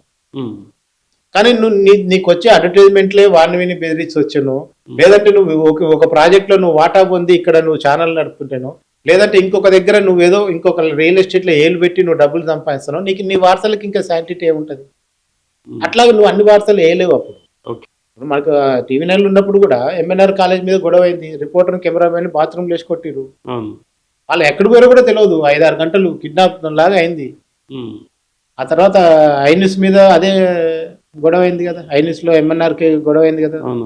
ఆ తర్వాత వాళ్ళు ఛానల్ పెట్టుకున్నారు కదా. అట్లా మీడియాని ఎదిరించలేక మీడియా ఓనర్లు అయిన వాళ్ళు ఉన్నారు, వాళ్ళే సొంత మీడియాలు పెట్టుకున్న వాళ్ళు ఉన్నారు. సో అట్లా ఇది జర్నలిస్టుల కష్టాలకు యూనియన్లు చాలా మంచి రోలు ఉంచినాయి. ఎందుకు ముఖ్యంగా ఎలక్ట్రానిక్ మీడియా రాకముందు ప్రింట్ మీడియాలో ఉన్న జర్నలిజం కష్టాల మీద యూనియన్లు చాలా ఆంధ్రప్రదేశ్ ఉమ్మడిగా ఉన్నప్పుడు కష్టపడ్డ యూనియన్లు ఎందుకో తెలంగాణ ఉద్యమానికి బేస్ పోసిందే తెలంగాణ జర్నలిస్టు ఇది కదా, టీయూడబ్ల్యూజే. మనకి ఫస్ట్ అల్లం నారాయణ గారి నేతృత్వంలో సంఘం, ఫస్ట్ తెలంగాణ జర్నలిస్ట్ ఫోరం ఏర్పడింది కదా. అంటే ఇప్పుడు ఇంట్లో కూడా వర్గాలు స్టార్ట్ అయినాయి. ఇప్పుడు జర్నలిస్టులకు ఇళ్ళ స్థలాలు అన్నారు, తెలంగాణ వచ్చిన తర్వాత బీఆర్ఎస్ చేయలేదు, తర్వాత కాంగ్రెస్ చేయలేదు, రేపు ఎల్లుండి ఆ ఇళ్ల స్థలాల మీద కూడా ఒక క్లారిటీ లేదు. అంటే జర్నలిస్ట్ అనగానే కొంచెం ఎందుకు అట్లా వాళ్ళకు లైట్ తీసుకోవడం జరిగింది. అందులో మళ్ళీ వర్గాలు ఉండడం కూడా అబ్జర్వ్ చేసి ఇప్పటి వరకు ఇళ్ల స్థలాలు ఇచ్చిన గవర్నమెంట్ ఏదంటే కాంగ్రెసే ఇచ్చింది మనకు. హైదరాబాద్ ఇన్న 2 గోపనపల్లిది కానీ జూబ్లీ హిల్స్ది కానీ, మీకు ఫస్ట్ పాత ఆంధ్రజ్యోతి ఎదురుగా పంజాగుట్ట శ్మశాన వాటికి ఎదురుగా గల్లీలో ఫస్ట్ ఇల్లు ఇచ్చారు. అందులో కేశవరావు గారు కూడా జర్నలిస్ట్ కొట్టాలో ఆయన ఇల్లు అక్కడే ఉంటుంది. ఆ తర్వాత జూబ్లీ హిల్స్ మన ఇది ఉంది కదా, మన ఆంధ్రజ్యోతి పోయే గల్లీ, సివిఆర్ కాంచి ఇటు వస్తుంటే ఆ జర్నలిస్ట్ కాలనీ అది ఇచ్చారు. ఆ తర్వాత గోపనపల్లిది ఇచ్చారు. ఇప్పటి వరకు ఇచ్చిందంతా కాంగ్రెస్ హయాంలోనే వచ్చింది. ఆ తర్వాత కూడా రాజశేఖర రెడ్డి గారు ప్రయత్నం చేసినప్పుడు కూడా నేను కూడా జవహర్లాల్ హౌసింగ్ సొసైటీలో నేను కూడా జాయిన్ అయినా. అంతకుముందు ఉన్న జూబ్లీహిల్స్ హౌసింగ్ సొసైటీలో రిజైన్ చేసి వచ్చి మరి జవహర్లాల్ దాంట్లో, ఎందుకంటే రాజశేఖర రెడ్డి గారు మాట ఇస్తే తప్పరు, ఈయన ఆధ్వర్యంలో ఖచ్చితంగా ఇళ్ల స్థలాలు వస్తాయని ఎక్కువ మంది నమ్మి మేమందరం పాత సొసైటీలలో రిజైన్ చేసి వచ్చి జవహర్లాల్ సొసైటీలో జాయిన్ అయినాం. జాయిన్ అయినప్పుడు ఆయన అక్కడ జరిగింది ఏంటంటే, ఆయన ఇచ్చిన జియో ఐఏఎస్లకి జర్నలిస్టులకి ఐపీఎస్లకు కలిపి ఒక జియో తీసిండు ఆయన. సో ఒక కేసు పడింది. అసలు ఈ ఐఏఎస్లు ఐపీఎస్లు అంటే ప్రజాసేవకులు, కానీ జర్నలిస్టులు ఏ విధంగా ప్రజాసేవకులు అవుతారు, వీళ్ళకి ఎందుకు ఇళ్ల స్థలాలు ఇవ్వాలని ఒక పెద్ద మనిషి మహానుభావుడు కేసు వేసిండు. ఆ కేసు 14 సంవత్సరాల నుంచి నడిచింది. 14 సంవత్సరాలు నడిచింది. మేమందరం 2 లక్షలు కట్టినాం. 14 ఏళ్ల క్రితం 2 లక్షలు కట్టినాం. ఆ రోజులో 2 లక్షలు కట్టడానికి అప్పట్లోనే అప్పు చేసి అప్పట్లోనే బంగారాన్ని కుదబెట్టిన జర్నలిస్టులు ఉన్నారు. దాంట్లో దాదాపు 80 మంది చనిపోయారు ఆ 2 లక్షలు కట్టిన వాళ్ళలో. ఇప్పటికి చాలా మంది ఆక్సిజన్ పైపులు పెట్టుకొని మన దీన్ని ఏమంటారు డయాలసిస్ చేసుకుంటున్న పేషెంట్లు, క్యాన్సర్ వచ్చిన పేషెంట్లు, ముక్కు పైపు పెట్టుకొని ఇంకా ఇళ్లలో పడుకుంటున్న వాళ్ళు, ఆ 2 లక్షలు కట్టిన వాళ్ళు అలాగే ఉన్నారు. రాలేదు వాళ్ళకు, ఎవరికి రాలేదు కదా. ఆ కేసు పడ్డ తర్వాత 12 ఏళ్ల నుంచి కేసు నడిచి కేసీఆర్ తర్వాత కేసు తీర్పు ఏమొచ్చింది మొన్న, ఈ ప్లాట్లు మీరు జర్నలిస్టుల పేరు మీద ఎలాంటి ఇళ్ల స్థలాలు ఇవ్వడానికి లేదని భారతదేశం మొత్తానికి ఇంప్లిమెంట్ చేస్తూ ఒక తీర్పు వచ్చింది. ఇప్పుడు ఇస్తారా గవర్నమెంట్? ఇప్పుడు ఏమైంది, రేవంత్ రెడ్డి గారు ఏమంటున్నారు, యాజ్ పర్ సుప్రీంకోర్టు డైరెక్షన్ నేను మీకు స్థలాలు ఇవ్వలేదు. యాక్చువల్ ఆయన వచ్చినాక ఒక పని ఏం చేసిందంటే, గవర్నమెంట్ దగ్గర ఉన్న స్థలాన్ని సొసైటీకి, హౌసింగ్ సొసైటీకి ఇచ్చాడు. దానికి డబ్బులు సొసైటీ కట్టుంది. మన దగ్గర వసూలు చేసిన 2 లక్షలు ఉన్నాయి కదా, అవన్నీ తీసుకుపోయి సొసైటీ ప్రతినిధులు గవర్నమెంట్ కి డబ్బు కట్టి భూమి కొనుక్కున్నారు సొసైటీకి. కానీ అది కబ్జాలోకి వెళ్ళిపోయింది. ఎవరు ఏది ప్లాటింగ్ చేయకపోవడం వల్ల, అక్కడ పొజిషన్ లో లేకపోవడం వల్ల, అక్కడ 1 ఎకరం బ్రాహ్మణ పరిష్కృతి ఇచ్చాడు కేసీఆర్, ఇంకొక ఎకరం ఇంకెవరికి ఇచ్చారు, కొంతమంది కబ్జాలు చేసుకుని ఏదో టెంపరీ కట్టడాలు కట్టి 2 సైట్లు ఉన్నాయి. ఆ 2 సైట్లలో కొంత ఆక్రమణకు గురైంది. అయితే ఆయన పేపర్లు ఇచ్చిన తర్వాత కోర్టు తీర్పు ఏమొచ్చిందంటే, అసలు మీరు ఈ దేశంలో జర్నలిస్టులకి ప్రభుత్వ సంక్షేమం అనే పేరు మీద ఎక్కడా కూడా స్థలాలు ఇవ్వడానికి అవకాశం లేదని చెప్పి. సో ఇప్పుడు ఏమైంది, మళ్ళీ విషయం మొదటికి వచ్చింది. సో ఆయన ఏమంటున్నారు, ఇప్పుడు ఫ్యూచర్ సిటీలో నేను ఏదో ఒక పేరు మీద మీకు ఇళ్ల స్థలాలు ఇస్తాను, నన్ను నమ్మండి, నేను ట్రై చేస్తున్నాను, క్యాబినెట్లో సబ్ కమిటీలో పెడుతున్నాను, అది పెడుతున్నాను చెప్తున్నాను. హౌసింగ్ సొసైటీ ప్రతినిధులకు మాత్రం వాళ్ళు ఇంకా హోప్స్తోనే ఉన్నారు. ఆ తర్వాత 2 కొత్త హౌసింగ్ సొసైటీలు పుట్టుకొచ్చినాయి. పాత జూబ్లీ హిల్స్ సొసైటీ అట్లనే ఉంది, దక్కన్ సొసైటీ అని ఒకటి ఉంది, హైదరాబాద్ కోఆపరేటివ్ సొసైటీ, ఒక 3-4 కొత్త సొసైటీలు ఏర్పడ్డాయి. ఆ రోజు రాజశేఖర రెడ్డి గారు పెట్టినప్పుడు ఒక 1500 మంది అర్హులైన వారు ఉన్నారనుకుంటే ఇవాళ 5000-6000 దాటిపోయింది. ఓకే. సో అయాలు ఇస్తే 1000 మందికి ఇస్తే ఆ సీనియర్లు వెళ్ళిపోయే వాళ్ళు, ఇవాళ ఇంత కాంపిటీషన్ ఉండకపోయేది. సో ఇవాళ ఆ రోజు ఫీల్డ్లో ఉన్న నేను కాంపిటీషనే, నిన్న మొన్న ఫీల్డ్లోకి వచ్చిన కొత్త పిల్లవాడు కూడా నాకు ఇప్పుడు కాంపిటీషనే అన్నాడు. అట్లుంది పరిస్థితి మార్కెట్. ఓవరాల్ ఇప్పుడు మీరు print media, electronic media, digital media, documentaries, తర్వాత ఇప్పుడు surveys and strategies. What next అంటే మీరు ఏంది గోల్ ఏంటన్నా మీ, అంటే అది జర్నలిస్ట్ కానీ నెక్స్ట్ ఏం చేద్దాం అనుకుంటున్నారు? అంటే ఇక్కడ మనకి తెలుగు రాష్ట్రాల్లో డాటా బేస్డ్ జర్నలిజం కానీ, ఫీచర్స్ కానీ, ఒక ఎనలిస్ట్ కానీ చాలా తక్కువ మంది ఉన్నాం. ఓకే. అంటే ఇందులో డాటా అంటేనే ఫ్యాక్ట్. ఓకే. దాని నుంచి నువ్వు దూరం కాలేవు. ఓకే. ఇప్పుడు 2002లో రవి గెలిచిందని వెబ్సైట్లో గవర్నమెంట్ ఈసీఏ వెబ్సైట్లు ఉన్నాం, కానీ నేను రవి కాదు కృష్ణ గెలిచిందని చెప్పలేను. ఓకే. రవికి ఎంత పర్సెంట్ వచ్చింది అనేది కూడా అక్కడ 36.3 అని రాసి ఉంటుంది. ఇది ఫ్యాక్ట్. ఈ డాటాను బేస్ చేసుకొని సమాజాన్ని, రాజకీయాలను అనలైజ్ చేస్తూ పోయి రాజకీయాలకి నెక్స్ట్ రూపం ఇచ్చే క్రమంలో మనకు చాలా బాధ్యత ఉంటుంది. ఓకే. సో డాటా అంటేనే ఫ్యాక్ట్ కనుక ఆ ఫ్యాక్ట్ బేస్ చేసుకొని జరిగే సొసైటీని ఎన్లైటన్ చేసే విషయాలని రాస్తున్న తెలుగు జర్నలిస్టులు మనకు చాలా మంది వ్యాసాలు రాస్తారు, చాలా మంది సబ్జెక్ట్ని విశ్లేషిస్తారు, ఉద్యమాల గురించి రాస్తారు, కానీ supporting of the data base మీద పనిచేసే జర్నలిస్టులు చాలా తక్కువ మంది ఉన్నాము. అందులో నేను ఇంకా ఎక్కువ పని చేయాలనుకుంటున్నాను. ఎందుకంటే నాకు voice of Telangana and Andhra అనేది నాది ఒక పొలిటికల్ రీసెర్చ్ కన్సల్టెన్సీ. నేను క్లయింట్లకి ఏ పార్టీ అయినా సరే క్లయింట్ దగ్గర నేను అసైన్మెంట్ తీసుకొని వాళ్ళకి కావాల్సిన రిపోర్ట్ తయారు చేసి వాళ్ళ వరకు ఇస్తాను. పబ్లిక్ గా రిలీజ్ చేయాల్సినవి పబ్లిక్ రిలీజ్ చేస్తాం. ఇప్పుడు 3 ఆఫ్ ద తెలంగాణ నేను చేసి కాంగ్రెస్ గెలవబోతుందని చెప్పిన. అట్లా 3 ఆఫ్ మునుగోడు అని బై ఎలక్షన్ వచ్చినప్పుడు నేనే ఫస్ట్ టీఆర్ఎస్ గెలవబోతుందని చెప్పిన. టీఆర్ఎస్ కూడా నమ్మలేదు వాళ్ళు గెలుస్తారంటే, ఫస్ట్ గెలుస్తారంటే. తర్వాత ఒక వేరే నేషనల్ ఏజెన్సీ వాళ్ళు నాకు ఫోన్ చేసి మాకు కాంగ్రెస్ బీజేపీ గెలుస్తుంది, రాజగోపాల్ రెడ్డి వచ్చింది, నీకెట్లా వచ్చింది టీఆర్ఎస్ అంటే, నా డాటా నాకు ఉంది, నీ దగ్గర ఒక డాటా ఉంది, నా దగ్గర ఒక డాటా ఉంది, ఎవరి డాటా నిజమైతే చూద్దాం, నీ డాటా మాకు అమ్మేయని నేను అమ్మనని చెప్పిన. అట్లా అమ్మటం ఉండదు అని. అంటే ఈ డాటా అనేది ప్రజలకు ఎంత దగ్గరగా పోతే ఇది మనం ఆఫీస్లో కూర్చొని ఈ డాటా మ్యాప్లు గీయగలం, కానీ ప్రజల యొక్క మనసును తెలుసుకోలేము. ప్లస్ ఇంకోది, ఈ సోషల్ మీడియా వచ్చినాక జనం కూడా చాలా హుషారయ్యి వాడు కాంగ్రెస్ కి ఓటేసి వచ్చి కూడా బయటకు వచ్చి బీజేపీకి వేసిన అని చెప్తున్నాడు. సో అట్లాంటి పర్సెంటేజ్ కూడా ఉంది. సో అందుకనే ఆ 3 ఆఫ్ ద ప్రజల్ని మనం ఫీల్డ్ మీద పోయి పోలింగ్ బూత్ దగ్గర నిలబడి మన టీము మనము అక్కడ 3 చాలా వరకు ఏంటంటే ఎలక్షన్లకు 6 నెలలకు ముందు ఉన్న వాతావరణం 2 నెలల ముందుకి కొంత చేంజ్ అవుతుంది, ఇంకా నెల ముందుకి ఇంకొంచెం చేంజ్ అవుతుంది, ఒక 15 రోజుల ముందుకి ఒక ఫీల్డ్కి వస్తాయి. ఆ 15 రోజులకు వచ్చిన వాతావరణం మనం కరెక్ట్ పట్టుకోగలిగితే ఆ డాటాని మనం చేంజ్ చేస్తే మనం మంచి రిజల్ట్స్ ఇవ్వచ్చు. థ్యాంక్ యూ అన్న, థ్యాంక్ యూ వెరీ మచ్. చాలా విషయాలు చెప్పారు. సో ఇది వాళ్ళ పల్లవి పాడ్కాస్ట్.